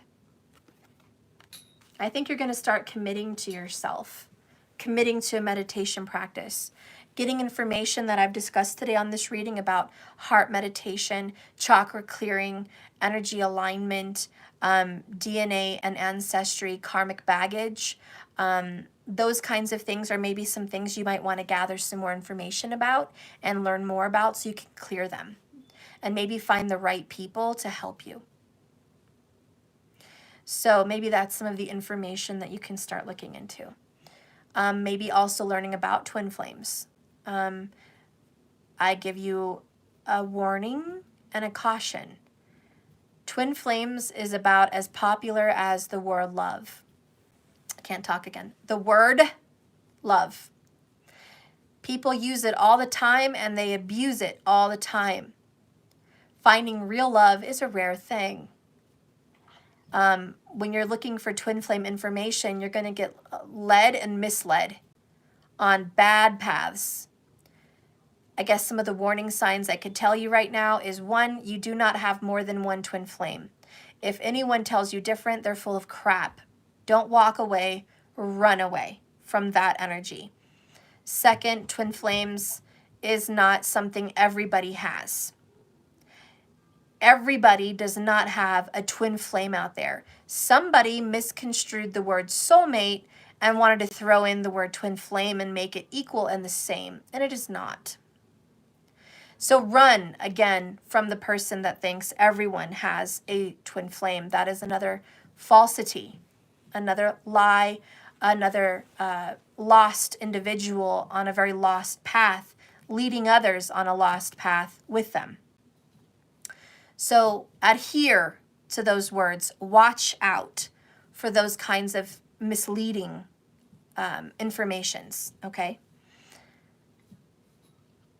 I guess that's pretty much it. Your heart's going to lead you to the rest. Your heart will tell you the confirmations of a twin. A lot of the synchronicities, you'll find them. You'll get your information. I know Spirit's going to lead you in the right direction. I just gave you a warning on 2 very prominent, important things you should know about. The rest is open to interpretation, open to your heart, okay? I have other twin flame readings on my channel if you guys want to look into that. If you want more information, just go to my playlist, go to Twin Flames, Twin Flame readings, and I have a lot of good information in a lot of those Twin Flame readings if you want to learn more about that. I have a lot more time on my hands on those readings to explain it. Other than that, I guess, you know, your new information is up to you. Whatever you want to do to change, you're going to find out what path works best for you. Thank you guys all for watching this reading. Thank you, Divine Masculine. Thank you for the cross watchers. Please like and subscribe to my channel if you haven't yet. That'd be appreciated. And hit the bell icon so you do know when I'm coming live, as majority of my videos are live. So if you don't want to miss the next one and you would like to skip the commercials, jump onto the lives if you can, if it's time willing. Other than that, I guess that is it. Thank you all. Thank you, markers. Thank you, moderators. I love you guys. Be blessed. Be wonderful. I look forward to the future. Sorry we couldn't do the feminine today. This is a long reading. I couldn't even squeeze it in if I wanted. Look for the Divine Feminine tomorrow, okay? I will come on and we'll do a Divine Feminine broken promises also. Masculine, this is what happens after a broken promise. You've witnessed it in your past and you've replayed it. So because the essence of the reading is because you've experienced broken promises to you and in your family tree, you are breaking promises. Okay? So apologies are needed, and change and apologies to yourself. Okay? I love you, masculine. Be well. Thanks, guys. Bye. Remember, like I always say, this love is a journey, not a destination. So just keep swimming. Bye, guys.